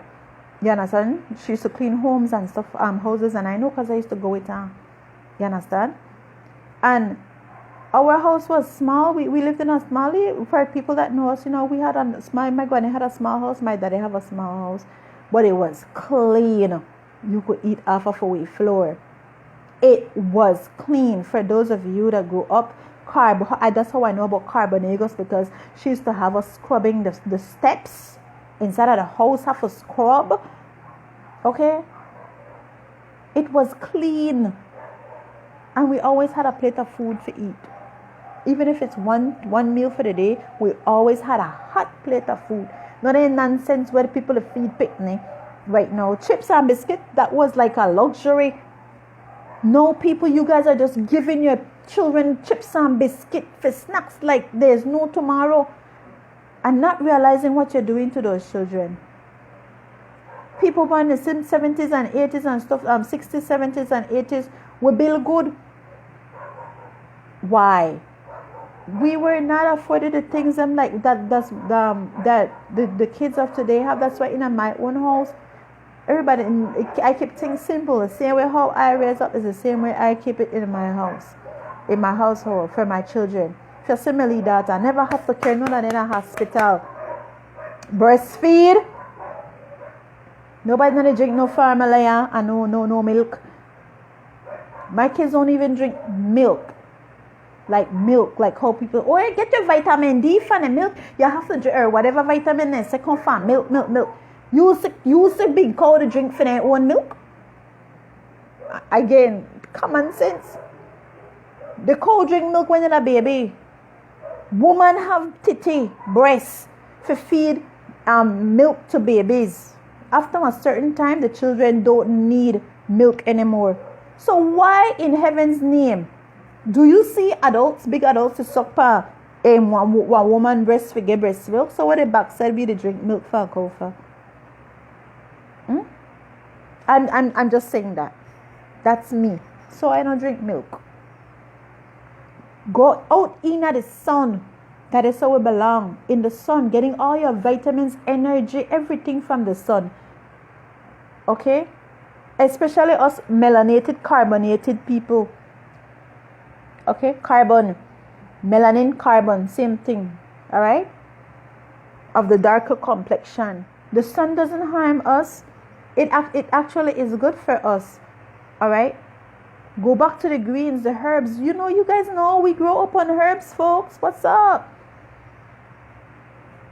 What's up? We grow up on herbs and such. And we were healthy. I want to stop the care they feel get them to load of vaccine that are slow, that are time release poisons. Majority of our people were not vaccinated. Alright? You do a study and check for the ones that were vaccinated, found the ones that were not vaccinated. I am one of those that was not. Okay? You're healthier, you live longer. Because the vaccines, they have time release poisons in them. All of these things will come against your rights. These are your rights, man. Your rights. That's your right. All of these things fall underneath our rights of protection of ourselves, our bodies, our homes, of everything. Right? So, I think that was the part 2. I'm going to finish. I don't want to get into section 4 of part 2 as yet. I'm not getting to section 4 of part 2 because I did part 3. Part 3 had 4 points underneath it that describes what the fundamental rights and freedoms are. For those of you that joined late, you can go back and just the video will be posted on my timeline, so you can also go back and just review it. It's a little bit lengthy, but guys, it's well worth it, right? And I have to do it like that because, like I said, I really try to explain things out and use other things. I could just be here going through it, but people are not going to get the essence of it, the concept. And it's important for them to get the concept, and that's why it's a little bit lengthy. And if we just did that, right? And that's just part 3 of part 2, section 3 that covered the fundamental rights and freedom. And there's also a section 4 that I will do tomorrow morning. All right. Every morning, every day, between the hours of 5:30 and 6. Sometimes why you see I will start off late because the internet, for some reason, it seems that the internet gives a little bit of problem. I really wanted to start to do it from 5:30 in the morning, but I noticed when I try to do it so early, I'm always being cut off and cut on. So that's why I start doing it around 6. But for the times that I am able to do it in the morning from 5:30, it's best for me because I'm already up at that time. So what I would do is just kind of review or do my prayers and anything there. All right, but by 6:30 I'm pretty much on, and I noticed that works because I noticed here it didn't cut off. So yeah, that was working. All right, so I want to thank you this morning for joining me. God bless you. God bless your home, and please remember that my videos are a call to action. So whatever it is that you can do, please do it. Do. All right, let's put away this lackadaisy comfort attitude so that we do not get cooked in the frying pan, like the frog. We can't get comfortable in the frying pan anymore, right? And as the Bible spoke about, that majority of the time when the Israelites were oppressed, it was because they were comfortable. They start building their lands and they get their vineyards and everything, and then the enemies came in and start to oppress them, and because they were putting their hands to witchcraft, obia, right? We have people that likes to go and see these people that do bats and stuff like that. I'll have a video specifically on these things, but right now I'm just trying to keep it along with the Constitution, but just make mention of these things as well, because these are some of the hindrances in our country, right? There is no good witch or wizard. You don't want wizard, you don't want wizard. You don't want witch, you don't want witch. You can't go get no bat for nobody because somebody else may do something for you, because these invite spirits that do not leave. And whenever you go and do things like that, there's a covenant that you are making with the kingdom of darkness, And the kingdom of darkness, Christ gave his life. Satan requires a life. I'll leave you with that to think about. Okay? So when you make covenants with the kingdom of darkness, there's something that you have to give. And it's normally life. Blood. Alright? The life of a loved one or whatever the case may be. They won't tell you that. But shortly after you go visit these people, somebody in your family dead, or somebody life they sacrifice because when you're conscious they can't they're not operating, nothing's work out for them, you know. So we'll get into that another time, but I just want to explain briefly on what my take on is on that, right? So those were the times when the Israelites were given over to their enemies, right? When they got comfortable and when they start operating in witchcraft. And the Bible documents this too. It's in the Bible. It is in the Bible that we shouldn't be studying the stars and or be observer of times and those things. That's why when it comes to like horoscopes and stuff, I don't pay attention to those anymore. All right, either I used to, but I don't anymore, because I understand that is also part of enchantment. And it when you follow horoscopes and stuff, it brings along the spirit. The python spirit, and the python spirit is a serpentine spirit, and how it works, it wraps itself around you in the spiritual realm, not on the physical. You know, so the snake will wrap around you, but in the spiritual realm, the snake is around you, and it slowly squeezes everything out of you, your prayer life, and everything stops, like you can't do anything, right? That's the spirit of divination that Paul spoke about in Romans when the girl had this gift. She had the spirit of divination on her when Paul had rebuked her, and her masters were mad because they used to use her to make money, fortune telling, you know. Basically, when you go to these Obia people, they want money for either cleanse you or whether you go cast in spells. Know that when the spells will come back to you know.